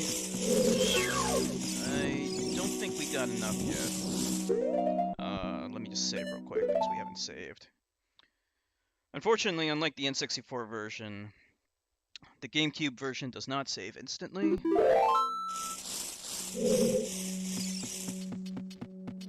So that's why I don't save that much. Because it's very annoying. Okay, I don't think there's anything else that's useful to do here, so let's get going. We can talk to this guy, though. So this guy's like the boss of the construction workers.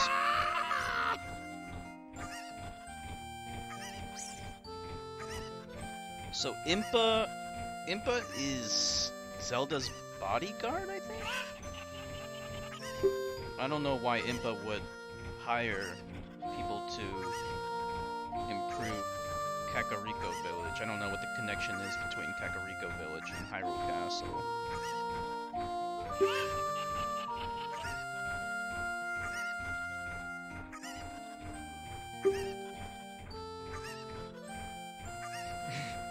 Oh, here he's talking about his son.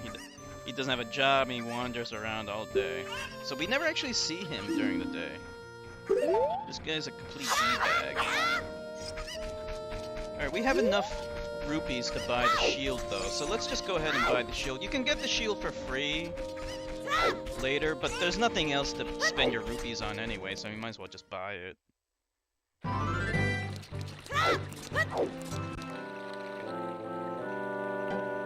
So now the owl wants to bother us.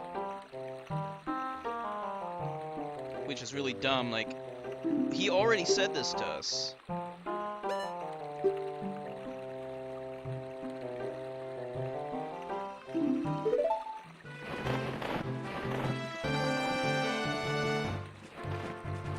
So stupid. Stop bothering me.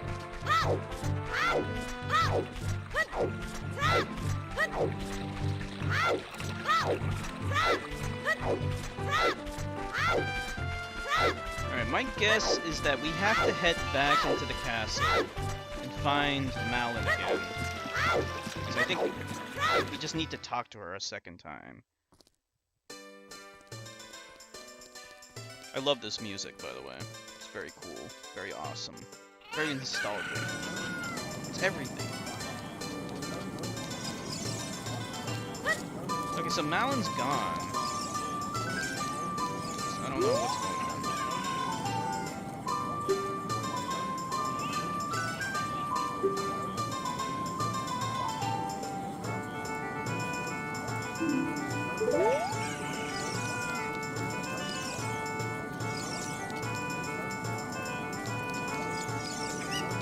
Let's go to the shop and buy the Hylian shield. The Hylian shield is useful because it won't burn. When you go into the fire temple, your wood shield is almost inevitably gonna burn.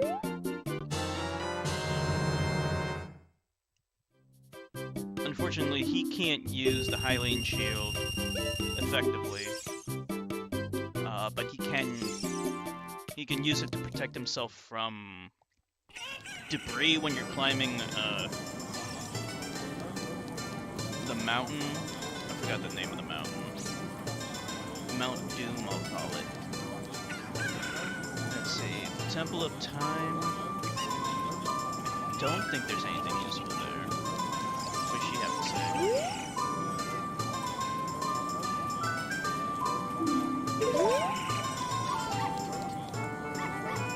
Okay, let's go back. She might be around there.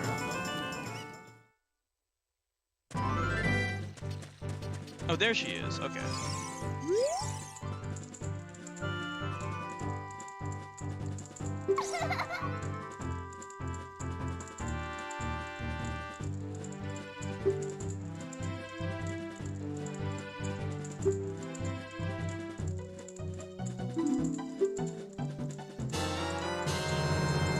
Okay.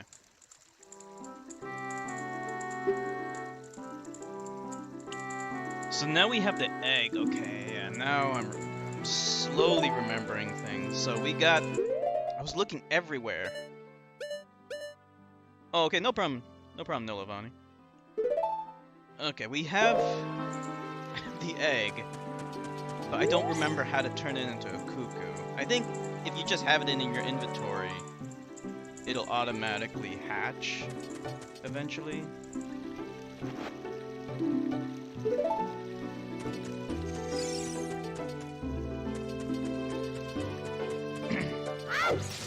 You're using an Apple laptop, right?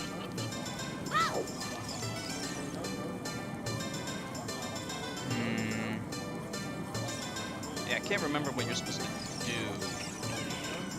So maybe we'll kill a little bit of time, since I don't know exactly what to do in order to make this thing hatch. I think it just hatches on its own.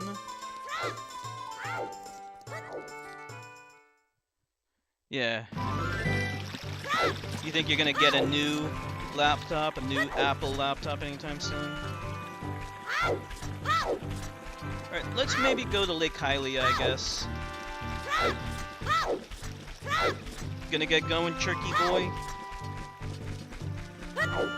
Okay, no problem. Thank you for streaming with us. Have a good night.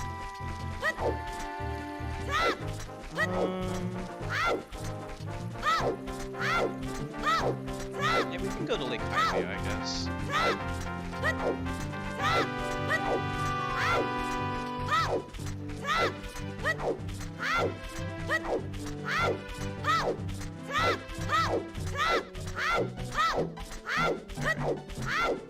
This leads... Oh wait, no, that leads... Oh no, that leads to the desert. Oh, a gaming PC? That's crazy.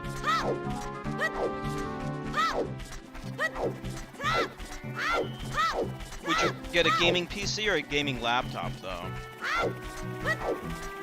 Since you're on the move a lot, a gaming laptop might be a little bit better. It won't be as powerful, but At least you'll get the portability.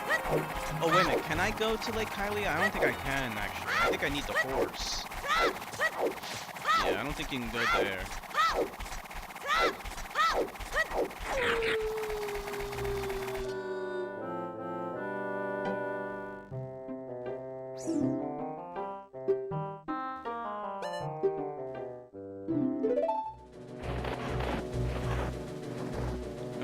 Actually, wait a minute. Maybe there might be some... Might be a ladder I can climb. Oh, here we go.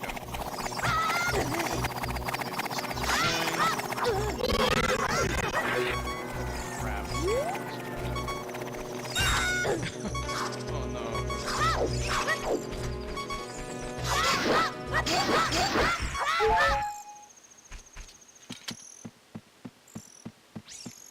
Probably a PC.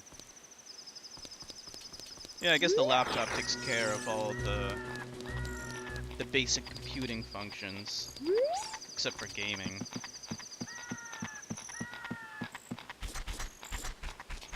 Okay, here we go.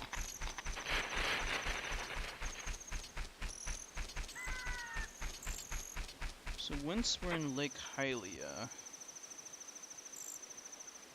Oh man. You think we should do some fishing? Fishing is so boring though, but I never do it. Since we're doing another playthrough of this game, I guess I might as well give it a shot. Like, fishing is never fun.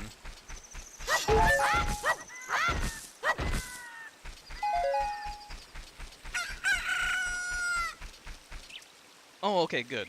The chicken hatched. Okay, good. Yeah, so that's all we needed to do. We just needed to kind of hold on to it for a little bit. Alright, since we're here, though, he can teach you a song. We'll talk to him.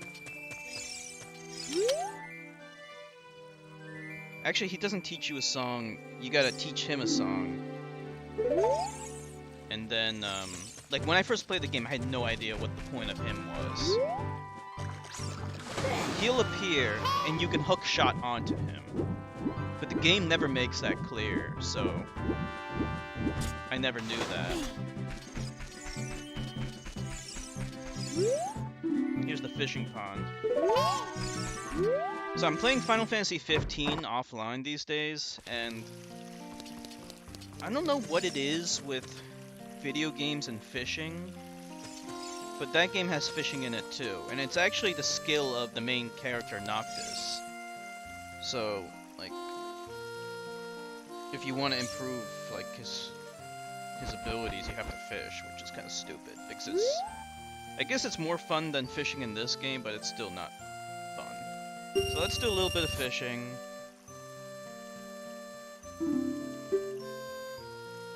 This is probably going to be stupid, but we're only doing it since we're here. Walk up to the water, press L, and then press B.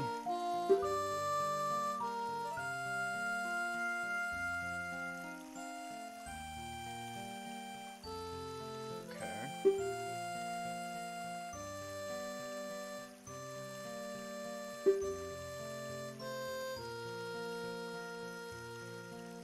Like, he's getting so many stupid instructions. It's like, if you feel a hit, press A and down, then reel it in with A. I mean, it's just so retarded.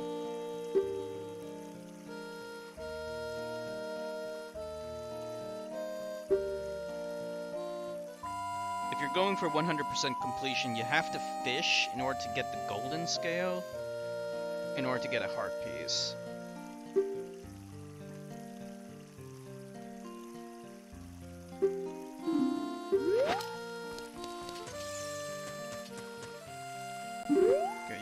Fish. Throw the stupid thing at the fish.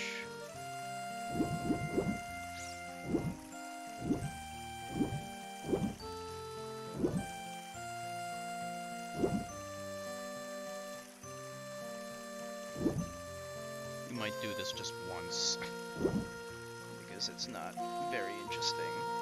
There's entire fishing games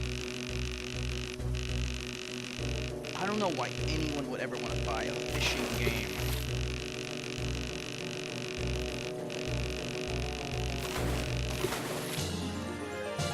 Alright, good. We got a fish. Yeah, we'll keep it.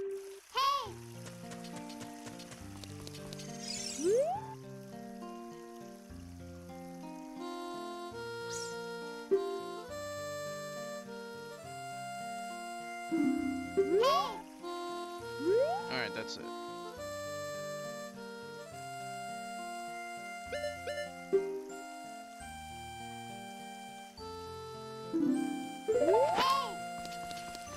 Alright.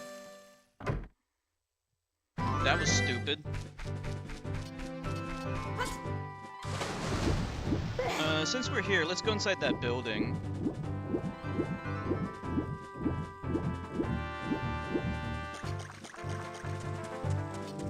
So this is the lake laboratory. There's all kinds of cool things in here. Actually, not really. It's just like a mad scientist in here.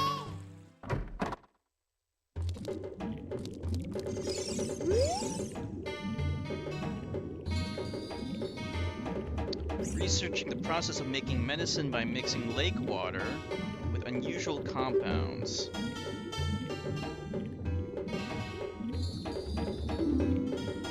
Okay, so one of the kind of interesting things about this place is like you can actually dive, and it's like a little mini game, but not really because there's no skill involved. But if you can dive to the bottom, you'll get a piece of heart. Now, in this tank, there's actually, like, you can't see it here, but later on I'll be able to show you. There's like a little cage over there. You see it? And inside it is actually a shark. Like, it's a static shark. It's not animated at all. But it's in there. So that's kind of cool. But it doesn't really do anything. So yeah, you need the gold scale. I think we talked to him again. He might comment on us diving. Okay, yeah. So you'll get the silver scale, and then you can dive more, and then when you get the gold scale, by fishing, you will get a heart piece from him.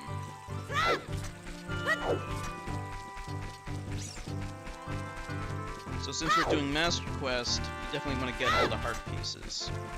It's a much harder game.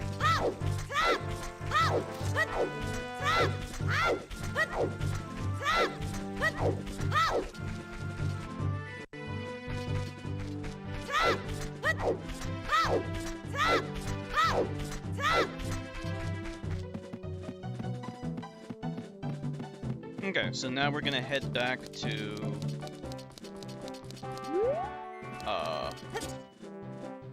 Hyrule Castle, and we'll use the cuckoo, and that will wake up Talon? Basically the Mario clone. I don't know if Navi ever like gives you a hint about this.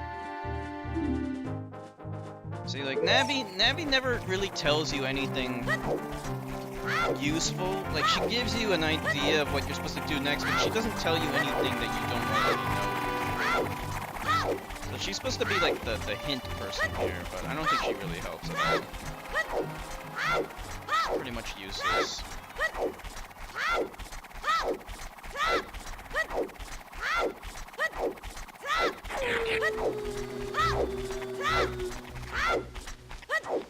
So this, like, Hyrule field here is not even that big, but Link moves kind of slow, so by the time it takes you to get to Hyrule Castle, it's already nighttime. That's why time passes so quickly, because if it passed slower, time wouldn't pass at all, because it's just so...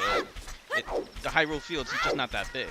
But at the time, yeah, this was really impressive. But if you compare this like field to something like Breath of the Wild, this is nothing. This is like one corner of Breath of the Wild.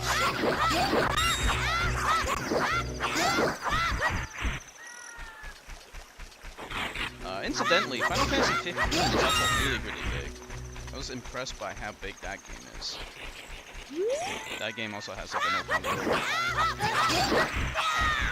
So we'll just wait around here.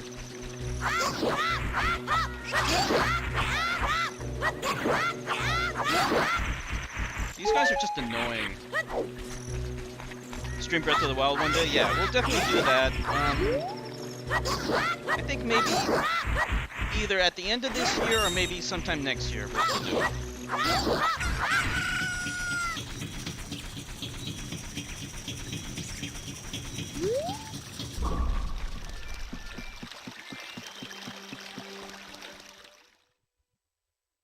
Yeah, that'll be pretty cool.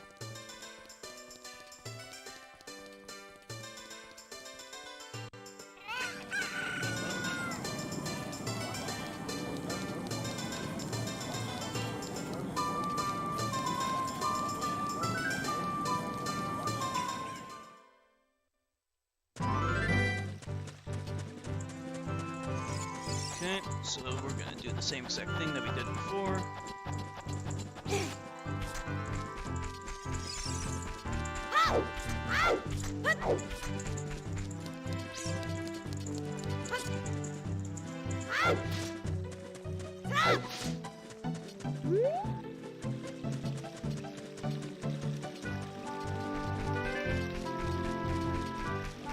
So time passes when you're over here as well.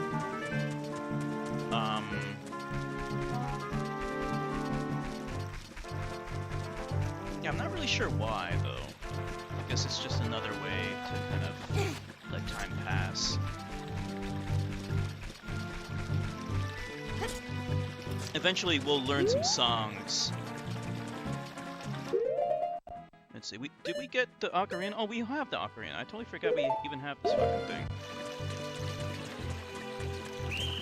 Oh shit. Ah, fuck. I forgot to go into the moat. You gotta go into the moat. You can talk to this guy.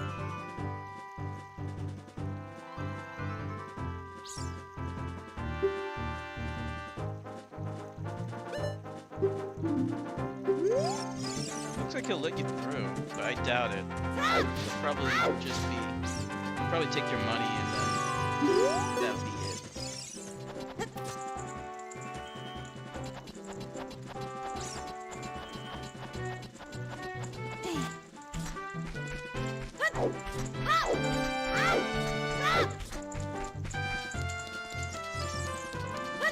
So, one of the other things about Master Quest, which is kind of weird, is, there's also Master Quest on the 3DS version. But that version's kind of weird, because, actually, weird, I shouldn't use the word weird, but it's kind of cool. It'll actually reverse. It'll mirror the entire world. So it's just like this version, but it actually mirrors it. So, you know, you see how the castle's on the right side here? On the 3DS version, it'll be on the left side. I guess they just did that to make it a little bit more different. I don't think they did it to actually add any challenge. I don't think it actually adds any challenge, but like, it makes it different.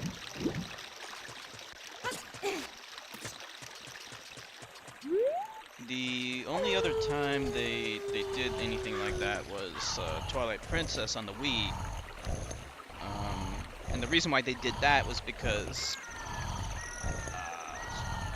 the anecdote goes that Miyamoto saw that at E3, the people who were playing the beta for Twilight Princess were swinging the sword with their hand, they were swinging the Wiimote with their right hand. So they wanted to emulate that more closely in the actual game so that he was swinging the right hand. I don't know, it's dumb. So they mirrored the entire game just for that.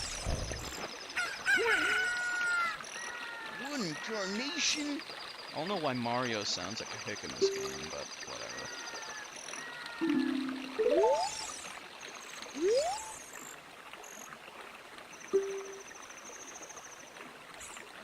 So his name is Talon.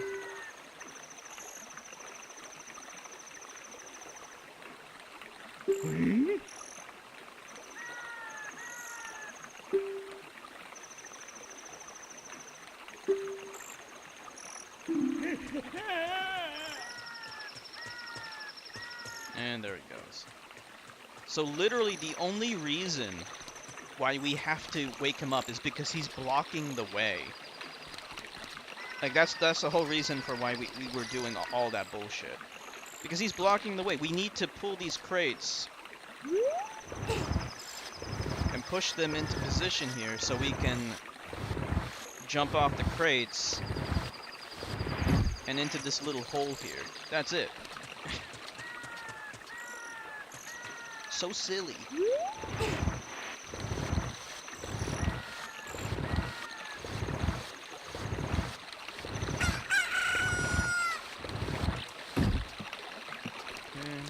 I think you need the other one too. So there's a door here.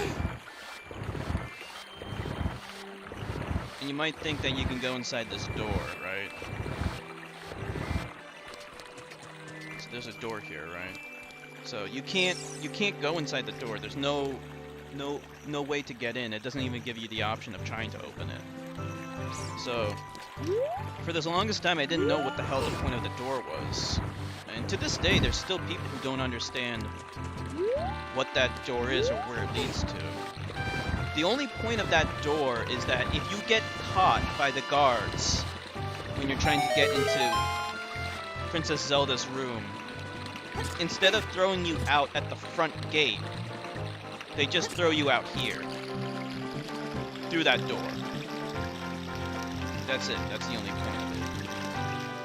You could probably use an out-of-bounds trick, out-of-bounds hack, to see what's on the other side of that door, but I'm sure it just leads nowhere.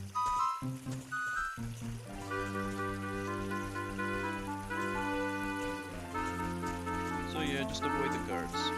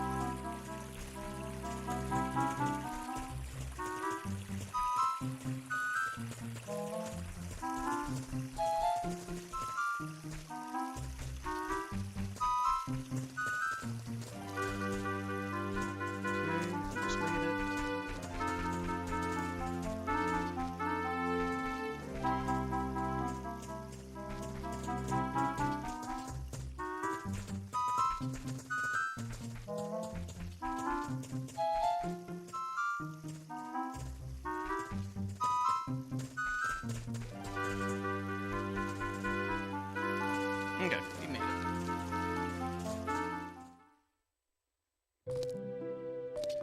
And there's Zelda.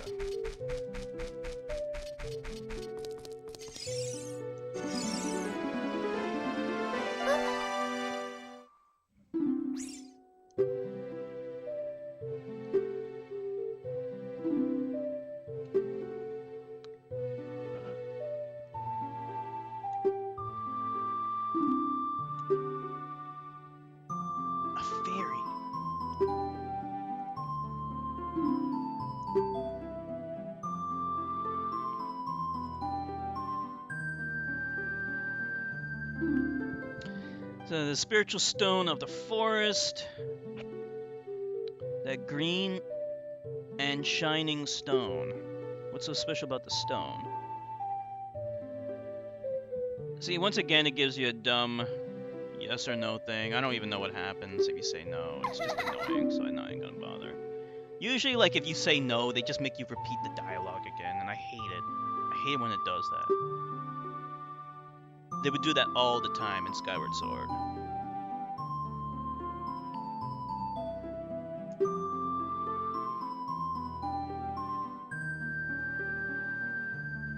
pretty sure they don't do that yes or no bullshit in Breath of the Wild. Yeah, I hate it.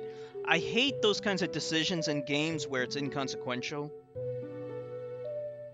All it does is it just wastes time. It's like this veneer of trying to give you like choice when you don't have a choice. Luckily, you know, there's games like The Witcher actually, where, you know, you can actually make real choices. And a lot of them are moralistic choices, which I love in video games. The light turned into a figure holding a green and shining stone. I actually have no idea what that stone is. I don't know what the point of it is. It's just some stupid thing that we have. Kind of like the Triforce itself. It's like a MacGuffin. These are all MacGuffins. They're all important things that you're trying to get. The Triforce is definitely a MacGuffin, but it's ultimately inconsequential to the story.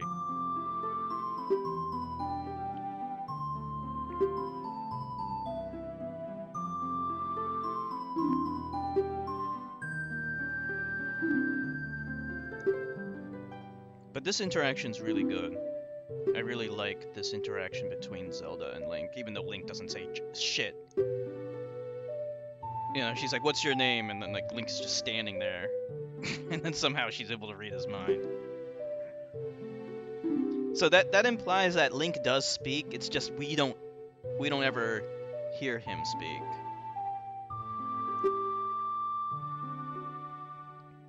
You know, there's some people who say Link shouldn't talk. He should remain a silent protagonist. I'm not really in that camp.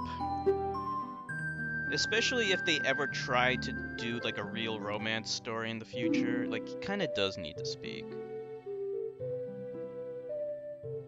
But who knows? See, again, you know, if I say no, it's gonna repeat the dialogue again, probably.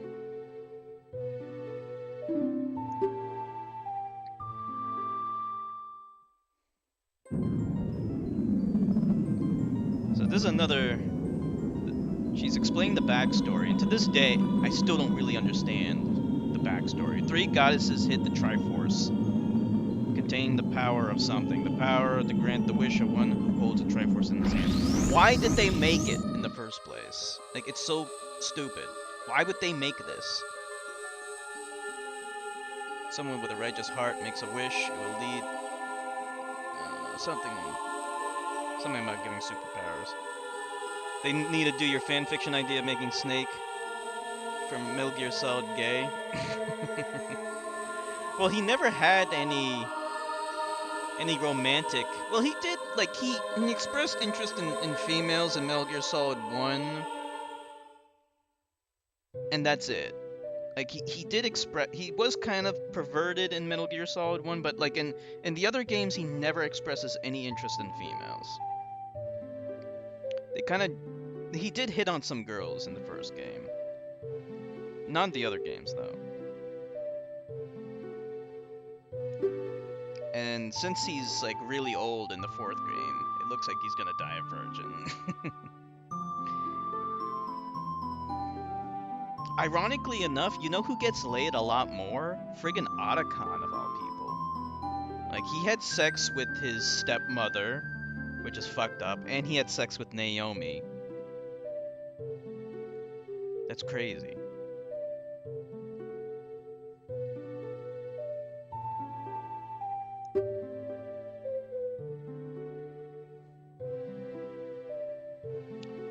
In order to open the door, you need to collect the 3 spiritual stones. So again, it's a MacGuffin. Like, the only point of those stones, and it's never explained what's so great about these stones or why it opens that door. They just have energy, you know. They just are. They're super duper, and they can open a friggin' door.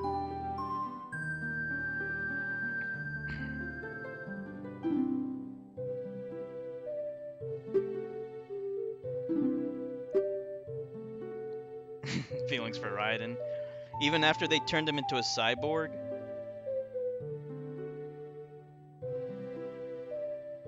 is another stupid question. We get the story. We don't actually get the story, but we'll just say we get it. This is one of my favorite parts of the game. So she's like, she's spying through this window. I believe they symbolize that man there. Like, I love this part. He's a cyborg. Yeah, in Metal Gear Solid 2, he's not a cyborg, but he becomes a cyborg between Metal Gear Solid 2 and Metal Gear Solid 4.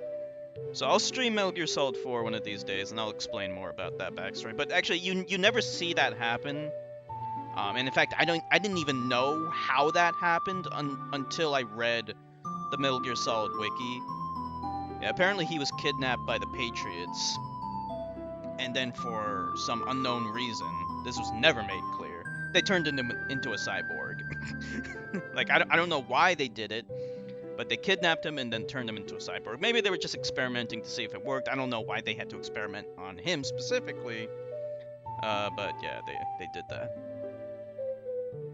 As for who the Patriots are, that's a separate question. Okay, let's look at the evil man. It's my favorite part.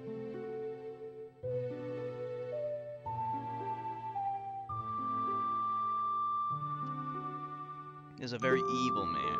He's obviously Arab. He's from the desert. He's not sincere.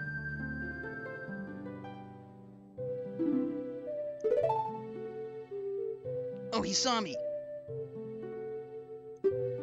I love that. I love that scene.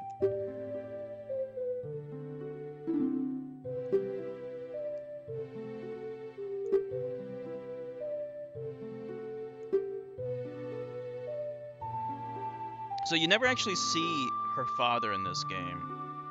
You never see the king. In most of the games, you don't see the king. In Skyward Sword, you see the king, I think.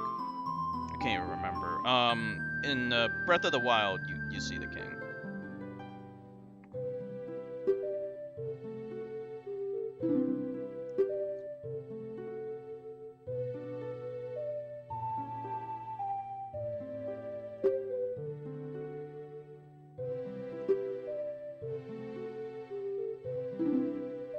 This thing conquered the entire world.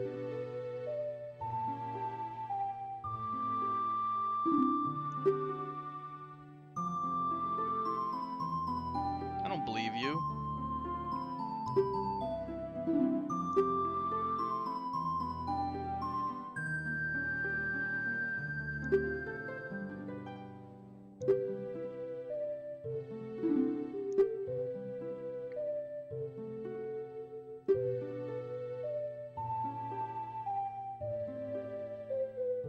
Protect the Ocarina of Time. Wait, I will protect the Ocarina of Time with all my power. He shall not have it. She does a really great job of protecting it by just giving it to me, though. Oh, wait, no. She doesn't give it to me. She drops it, doesn't she? Okay, never mind. But that also shows that she didn't do a great job of protecting it. Or maybe she threw it in there intentionally. I can't remember.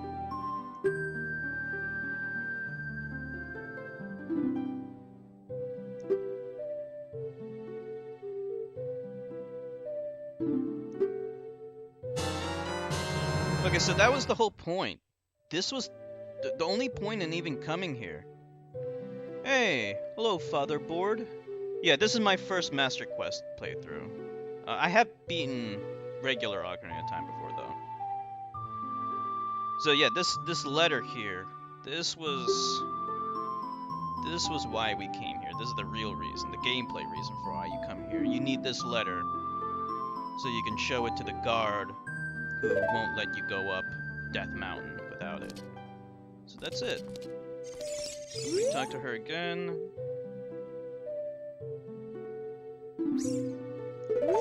So she's talking about Impa. Oh, cool. You can do some secrets here. If you take out... So if you look through that window there, you can actually see a picture of Mario from Mario 64. And if you shoot it, you get some rupees. Kind of cool. On the other side, I don't think there's anything on the other side. There's just a plant. I don't know if you shoot it. That's a little Easter egg. Ah! That's kind of cool.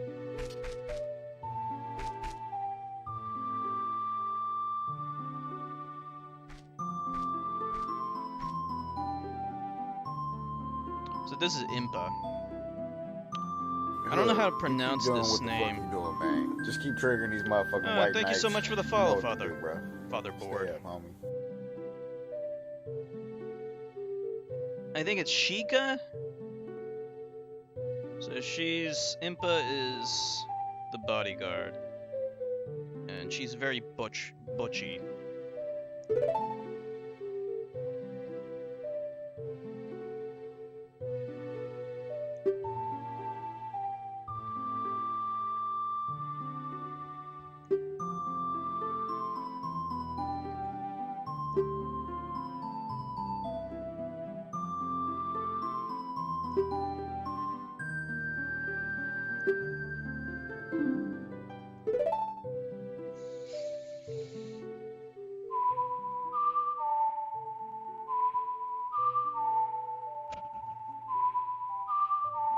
Okay.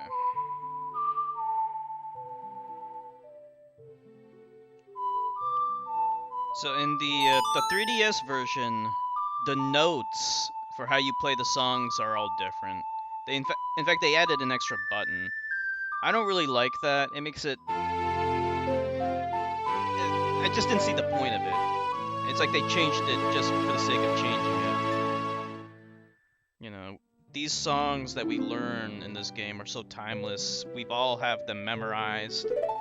And then in the 3DS version, they make us memorize new notes. But at least they use the second screen and show you how to play them. But still, it's annoying.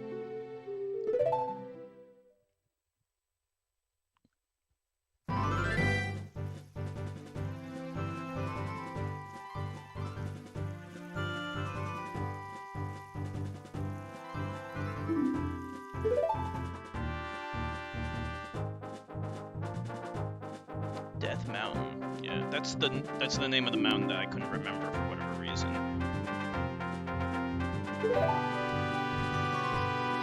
So the whole point of going to all these places and getting all these stones is just so you can open a door at the Temple of Time. That's it. That's the only point. Oh, okay. So now we're learning a little bit of backstory. This I didn't even know. That's her village. Kakariko village is where she's from. So she ordered the carpenters in Kakariko to build her hometown and improve it. Okay, so that makes a little bit more sense.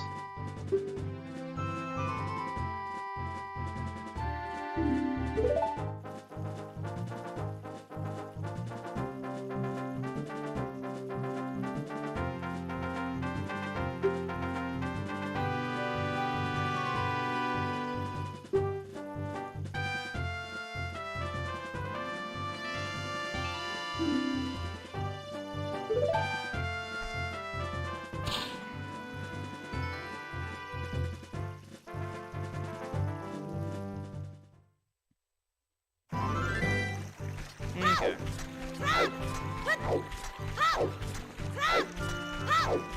So now we can head over there. We might want to head over to the graveyard too. I can't remember if we can get anything interesting at the graveyard or not.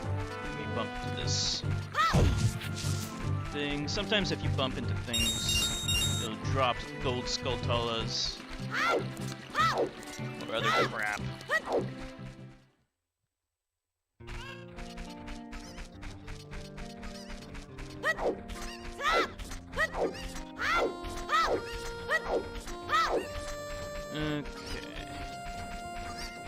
can't remember what's in this building. Let's take a look real quick.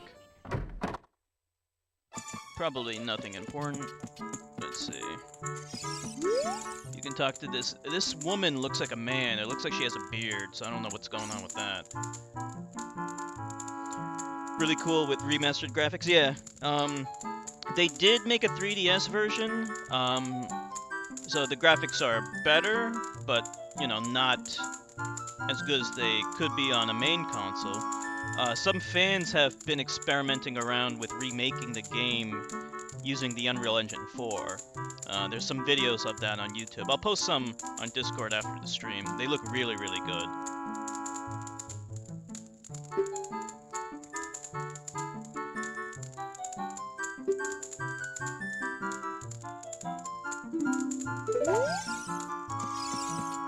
Look, I mean, look at her face.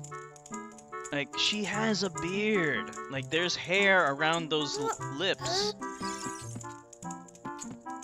Yeah, Secret of Mana is a piece of shit. That was the laziest remake I've ever seen in my life.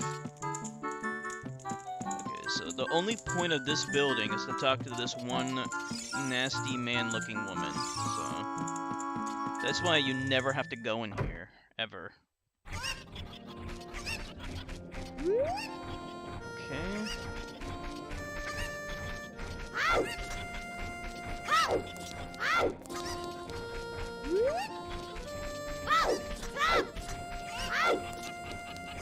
This one, I think, I can't remember what's in here. Maybe a mini game? Oh no, it's not even open yet. This is the potion shop, but it's not open yet.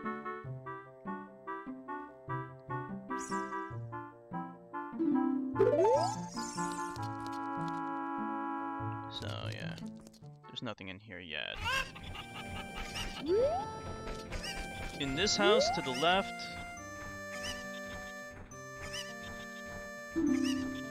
Okay, yeah, there's nothing there either. I think maybe that opens up when you go forward through time.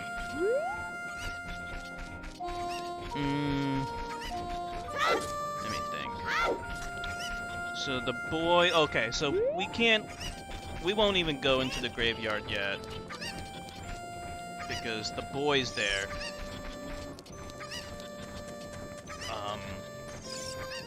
The whole point of going into the graveyard is so you can move the tombstones, and then you can unlock a secret there. But you can't unlock it when the boy's there. He stops you, which is really annoying. So we'll come back later.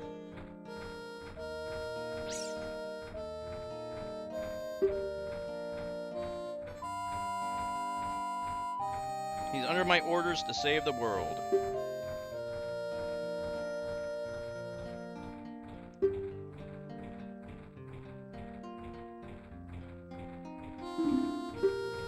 This guy's a fucker.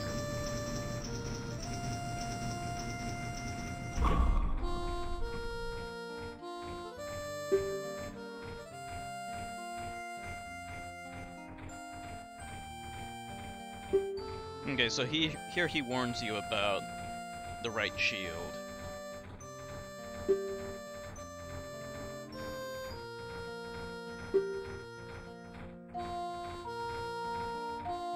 Hey, X-Infected.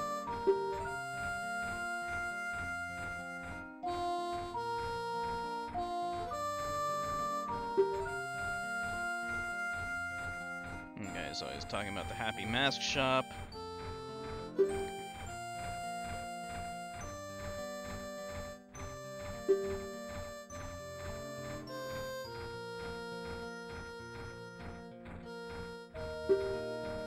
So the mask side quest is kind of pointless. I don't even think you get anything useful for doing it. This is Master Quest. It's a harder version. Harder dungeons.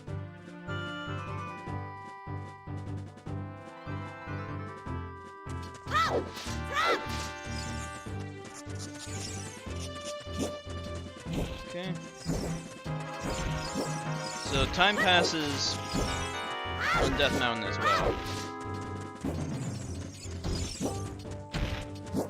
So there's a heart piece up there. You can use a speed running strat to get up there. Use a Goron.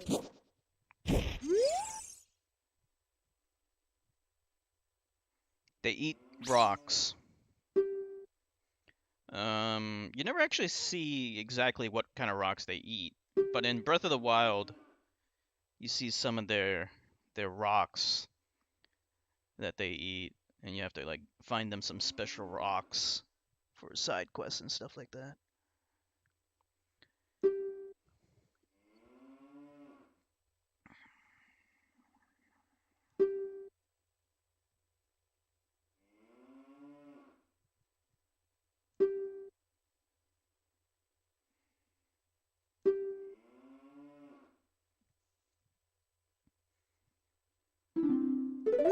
Okay, so this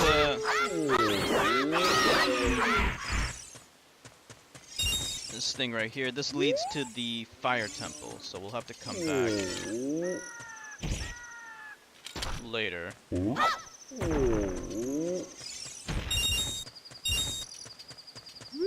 Very nutritious rocks, yes.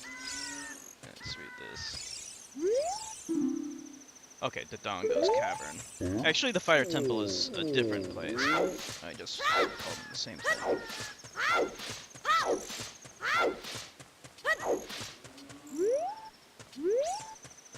Here's another Goron. Let's see what he has to say. So he's giving us a little clue about a fairy that we can find at the top. I believe she teaches us Din's Fire. Alright, so here leads to the top of Death Mountain. We can't go there yet because we need bombs first, so we'll have to... So those things, those are Gorons. When I first played the game, I wasn't sure if they were Gorons or rocks, but those are actually, that's a Goron.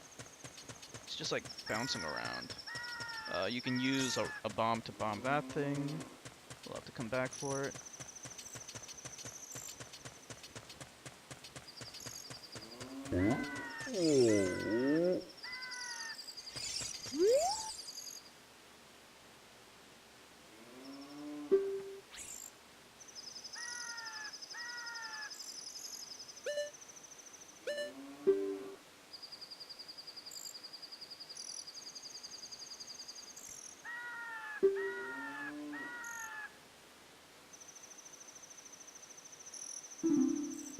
Alright, so he's just telling you you can pick him up. Okay, so we can't pick it up yet. We're gonna try do a speed running strat.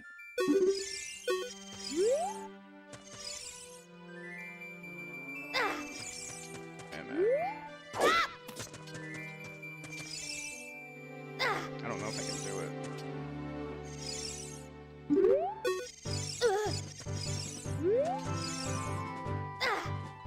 I think you need to do it after you get the glove.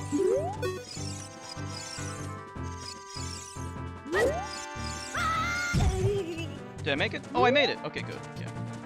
There we go. That's a speedrunning strat. Usually you have to plant a bean in order to get this thing.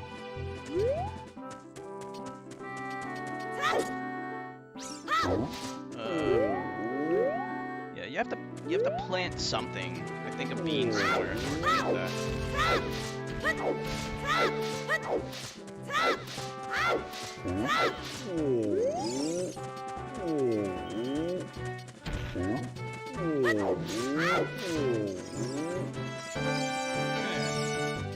So that is the only speedrunning strat we're gonna do in the game.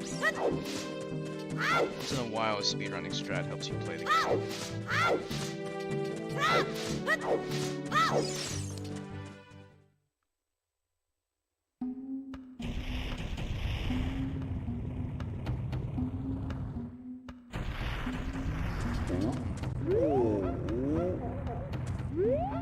Okay.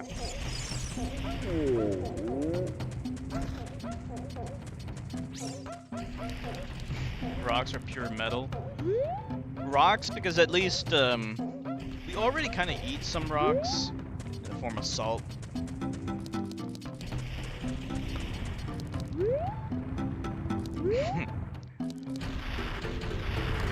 Goron that doesn't stop moving around.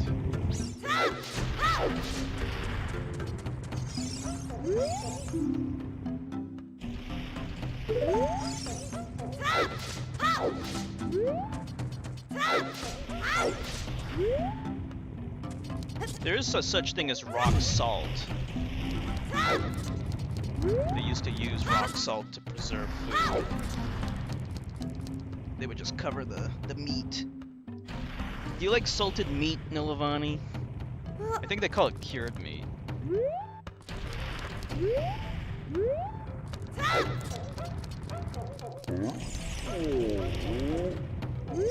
Let's see.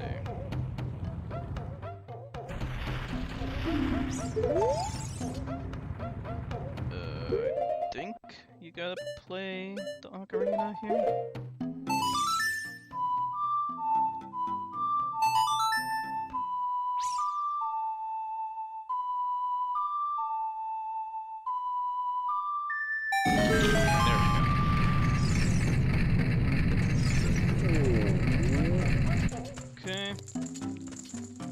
Kind of running low on Deku sticks. Let's see if we can find some more in these things. Okay, here we go. So we need the Deku sticks to light some things on fire. Let's talk to the Goron guy.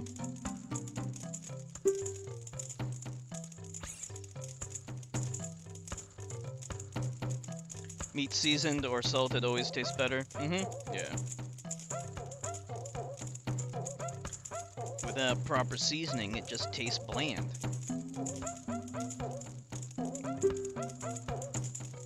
Darunia, that's his name.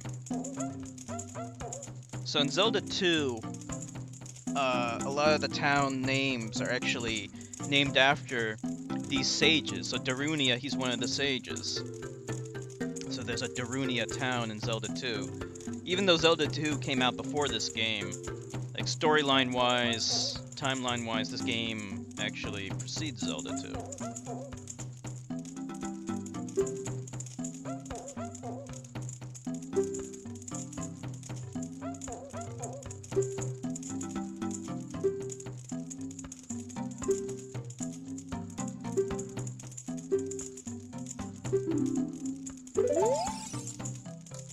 So he's telling us to fuck off.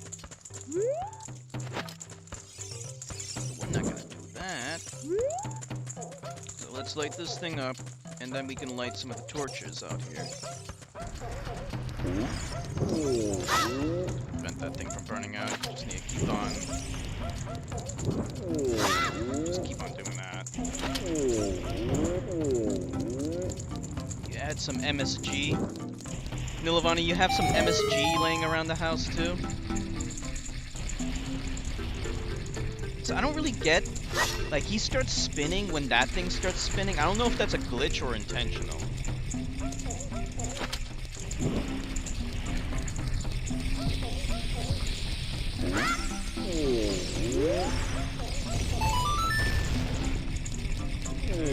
This leads to a shop, I think?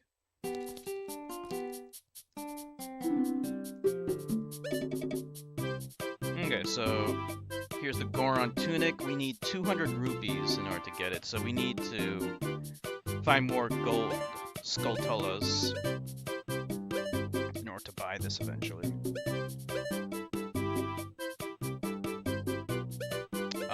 But it doesn't matter anyway, because it's only for adults, so we can't even use it anyway.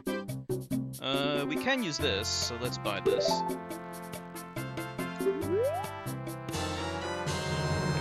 Carry some emergency MSG.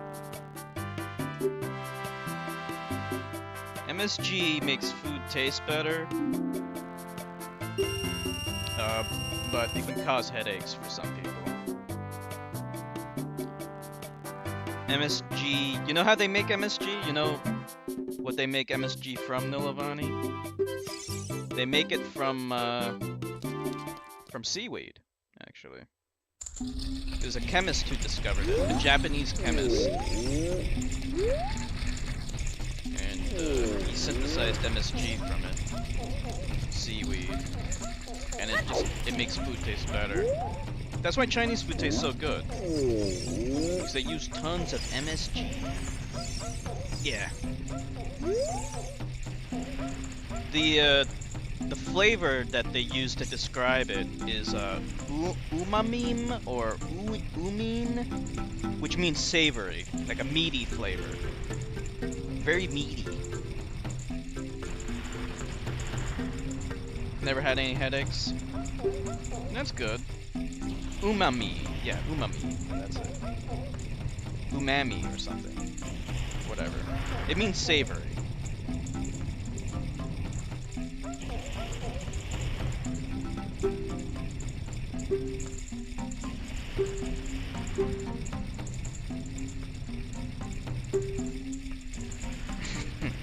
This freaking Goron's kind of a dumbass.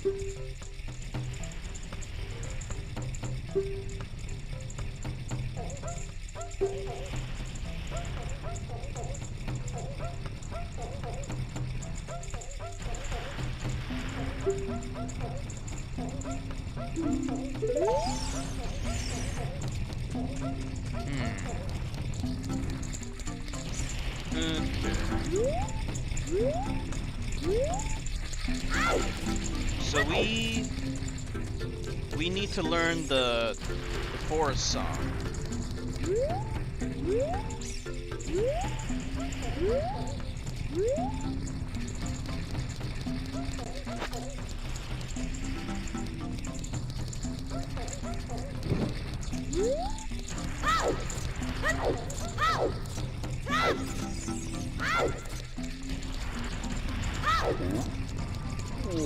Ah, I fucked up.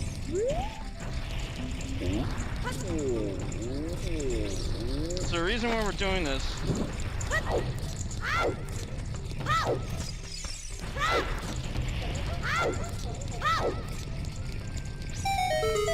go.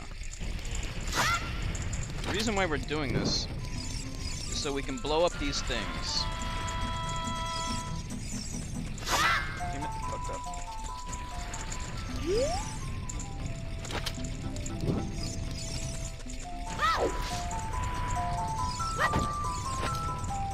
Shit.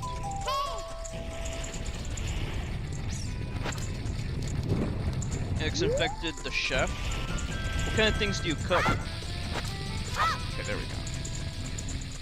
Alright, so you need to blow this stuff up. This creates a shortcut to the Kokiri forest, actually. So the whole point of coming back here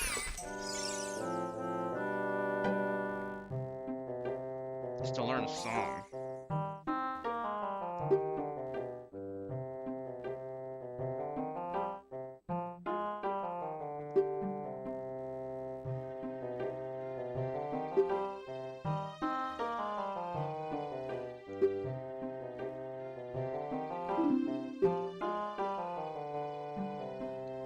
So the owl tells us nothing really useful.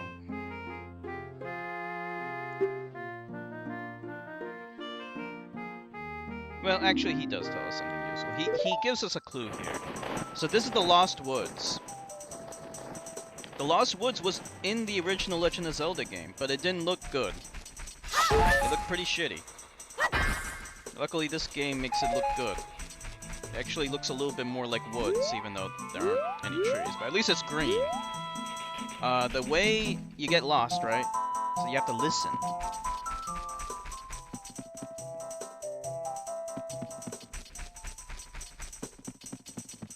Let's see, it's not here. So you can hear it here. That means you can go this way. And as you can see, if you go deep enough into it, you can actually see through it. See how I'm going deep into it, but it's still black? So that's how you know not to go there. Alright, this thing you need to come back later. When you can dive deeper, you can go here. And that leads to a heart piece, maybe? I don't know. Can't remember. So the places that you can go to, you can hear the music. cook Filipino foods? That's cool. What kind of ingredients do you use?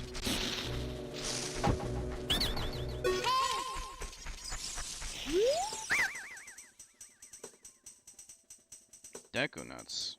I don't want them. No way.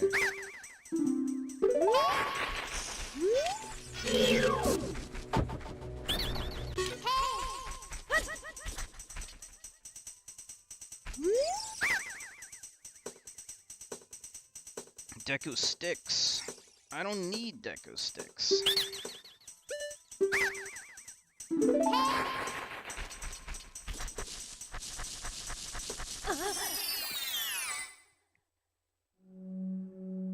What is this place? Is this a mini game?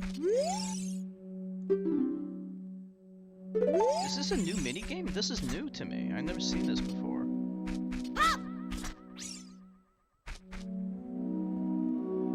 Chicken and pork. I see. Yeah, I'd like to try Filipino food one day. Sounds pretty good.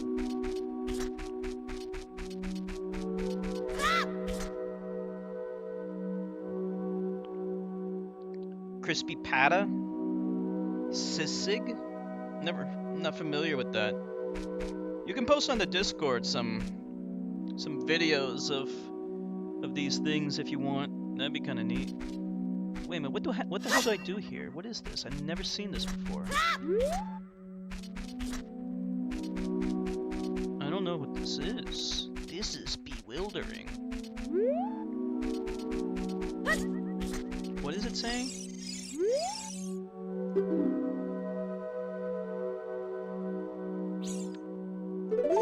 Oh, maybe I have to come back here with a mask or something. I'm not really sure exactly what this is for, but anyway.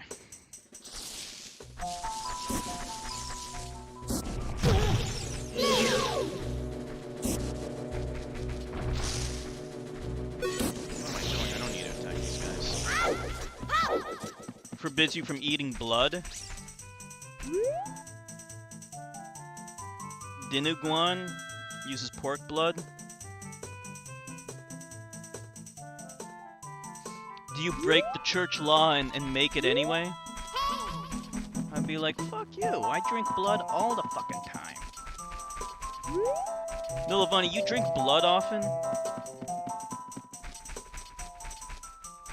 Let's see, where do we go?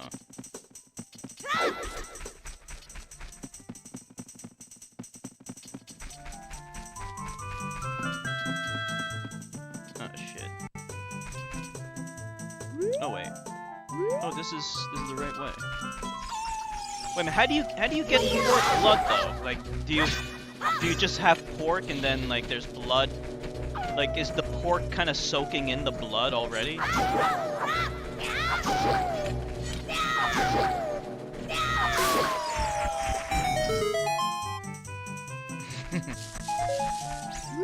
Like a vampire. Like Vampire the Masquerade. I love that game.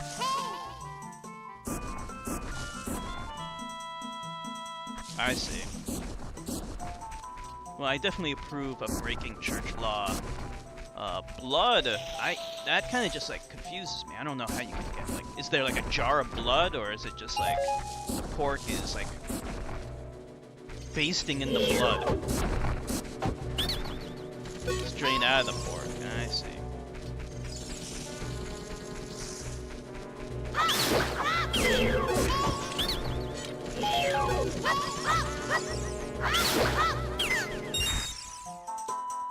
Oh, I'm so glad you like it. Yeah, it's such a great game. I love that game. One of these days I'll play it again. Because it's so good. I don't mind streaming games that I've beaten already, especially if they're really good. I mean, this game kind of counts, but it's still like a different kind of game.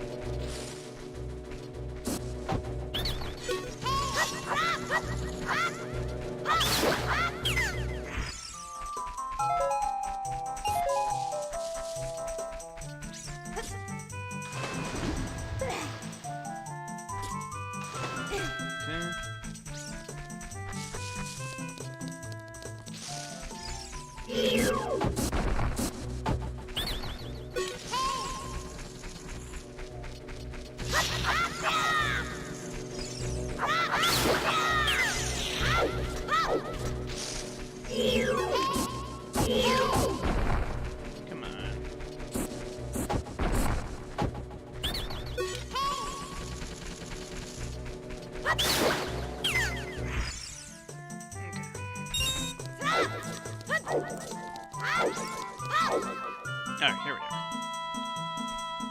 So this is where we're gonna learn the new song.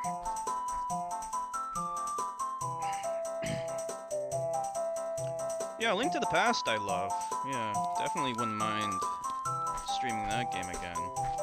But I don't think Nilavani liked A Link to the Past, right, Nilavani? Not a big fan, right?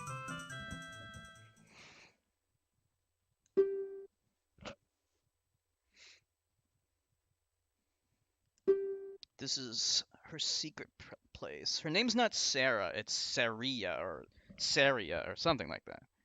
It sounds like Sarah.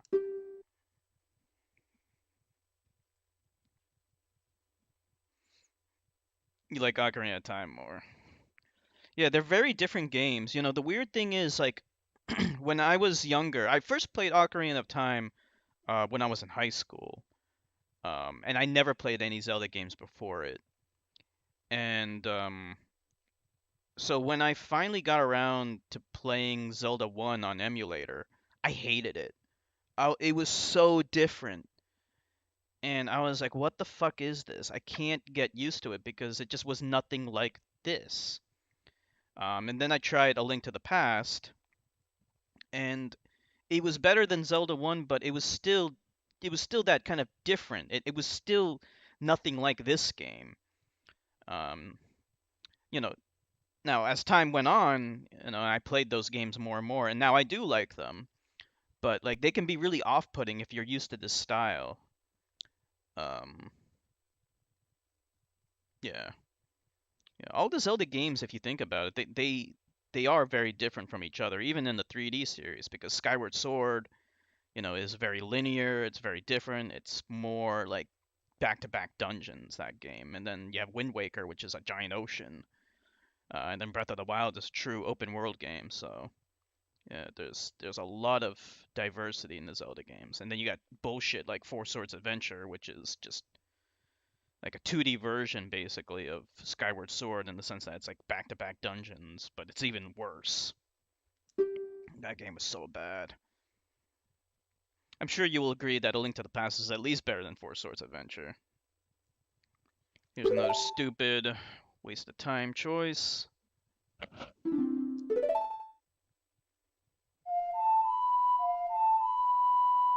Down, right, left, down, right, left. Yeah, that game was a piece of shit. I hate it.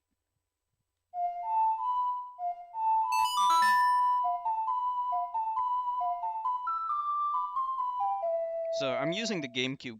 I'm playing this is obviously the GameCube.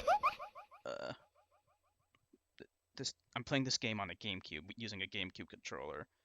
So I have to use the analog stick for all the notes. So it's not as good. On the original N64 version, you just used the buttons. They had these yellow camera buttons. And they were good because they were just regular buttons. They were just a little smaller. And this game used those buttons for item selection and also to play the notes. So it feels better. Whereas in the GameCube version, you have to use the analog stick, which decidedly feels not good. But oh well.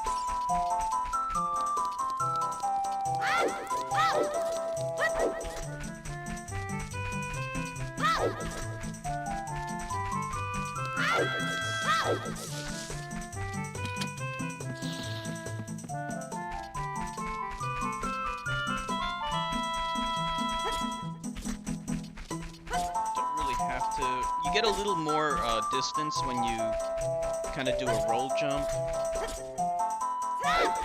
When I first played the game, I didn't know that. But yeah, it's true.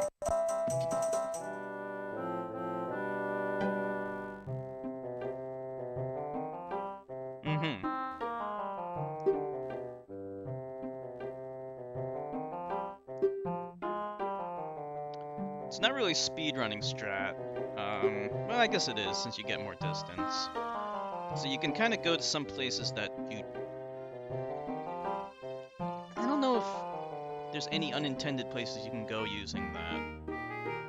But maybe.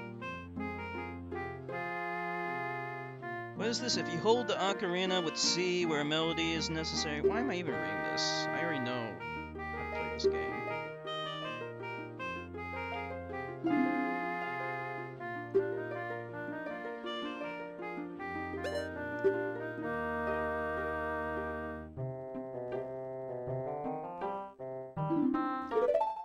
So in the 3DS version, they have a much better, like, guide system. Like, it'll give you actual hints. It's much better.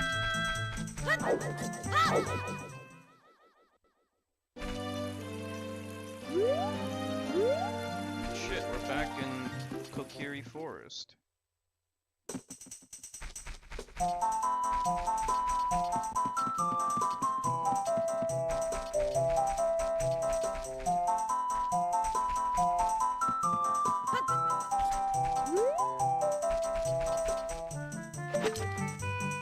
Okay, you can hit this thing. I don't know what that does.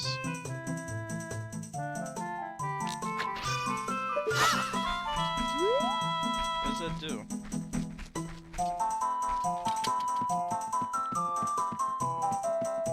It said 30.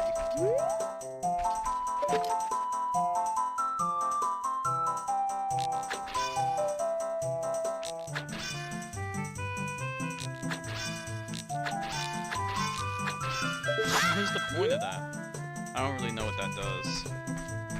I can't remember.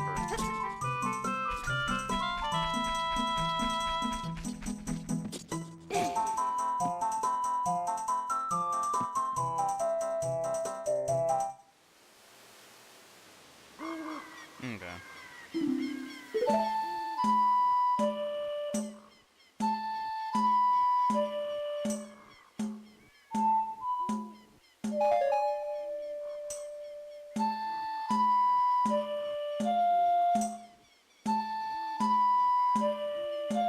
Okay, here's the memorization game.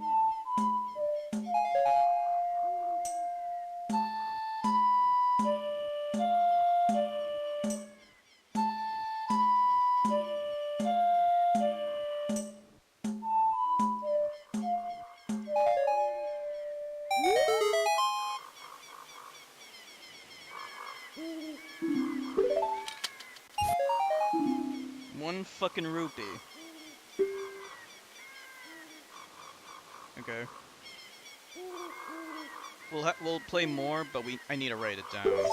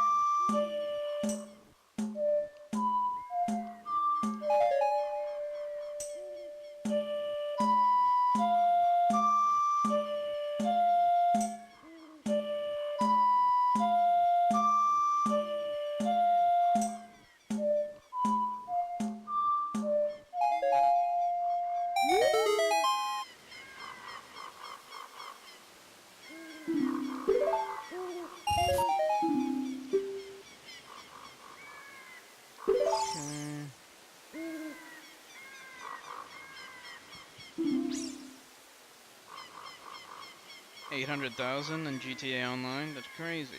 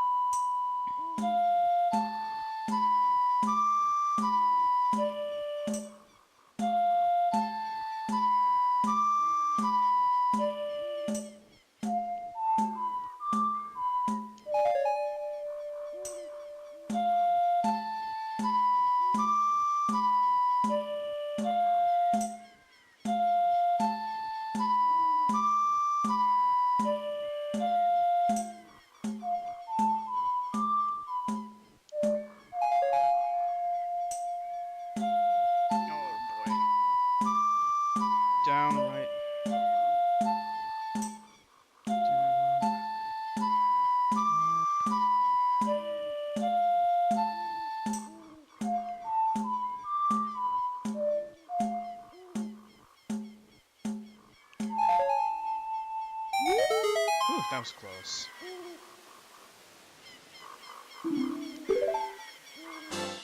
Finally, good. I didn't even write any of that down. I guess my memory has improved since the last time we played this game. That was pretty close, though. Let me save.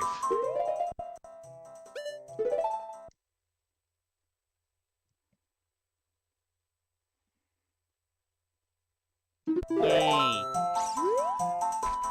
Okay, let's see.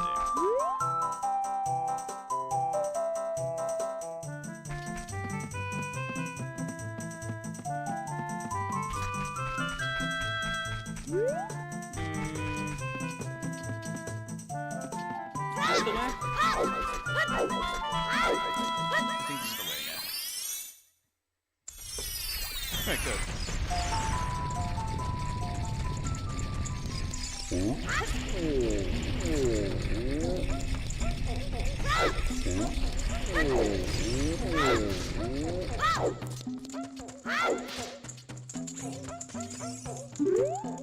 Okay, so what you do is just play that song.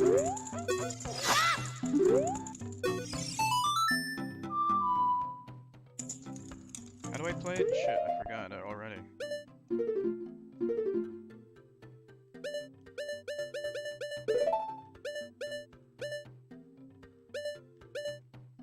Down, right, left, okay.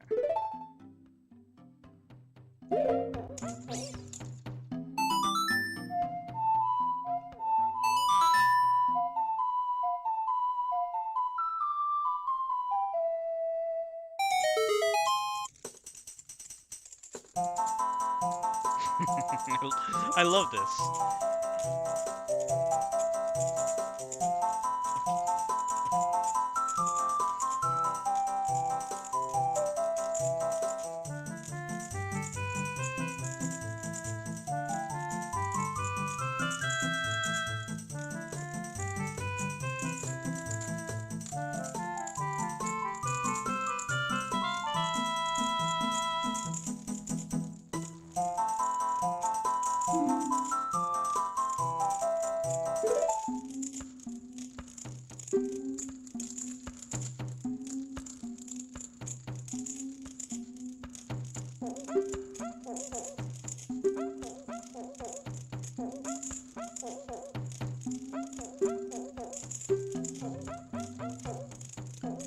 Okay, so he's gonna give us what?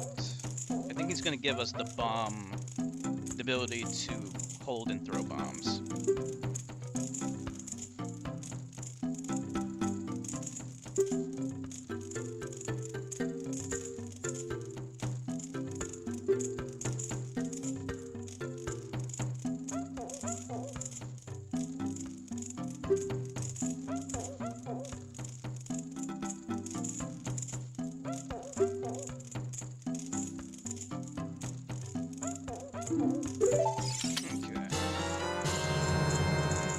Goron's bracelet. That will let us pick up flowers now. Perfect. Okay, so now we can bomb the entrance to the Dongo's Cavern.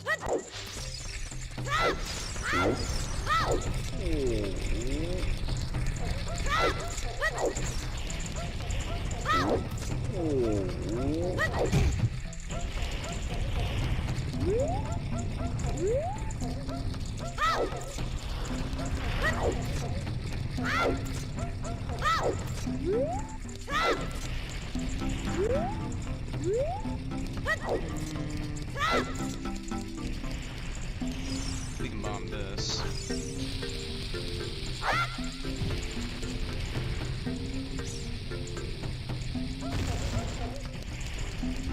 There's another thing to bomb.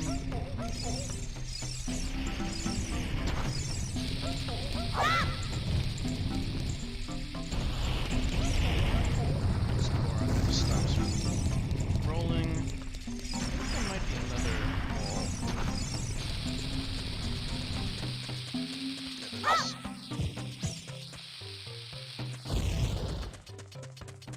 And there's another wall.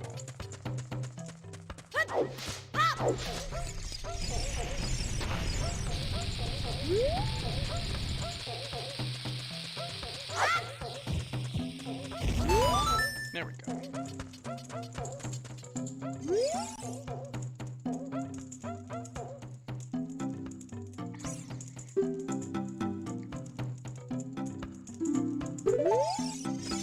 Okay, so this guy, I can't remember what he makes. It might be involved with getting the best sword in the game, but I'm not sure. Let's see if we can do this one.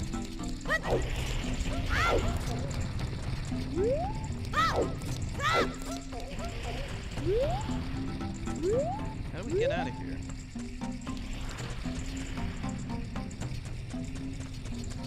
Get this to the top floor. Here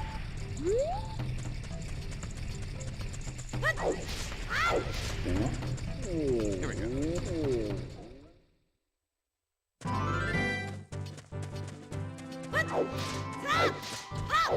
Okay, so now you now that you have the bracelet, you can pick up these bomb flowers. You can finally bomb the entrance of this thing.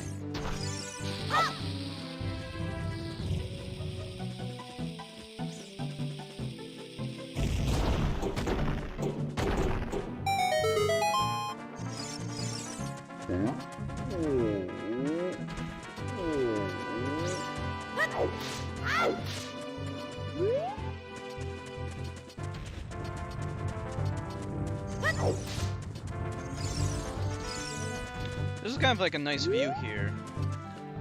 Like it's showing you Kakariko Village in the distance, but that's just like, it's not actually Kakariko Village, it's just a still two-dimensional picture there. But it's a nice touch. I like that they did that. I wonder what happens if you were to jump off here. I think you just die.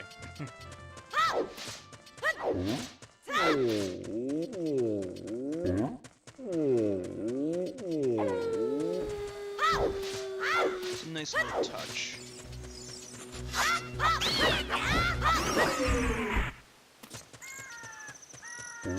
Okay, here it is. Yeah, after you bomb it, then you can plant a seed here. And then, as adult Link, you can get that heart. But we don't need to do that.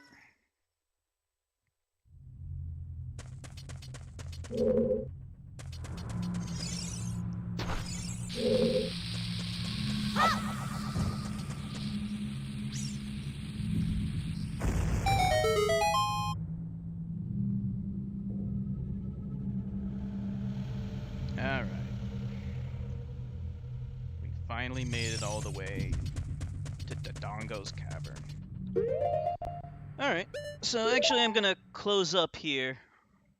So that's it for tonight. I'm not really sure what we'll do tomorrow. We could play this again, or we could try Witcher 1 again. I'm not really sure.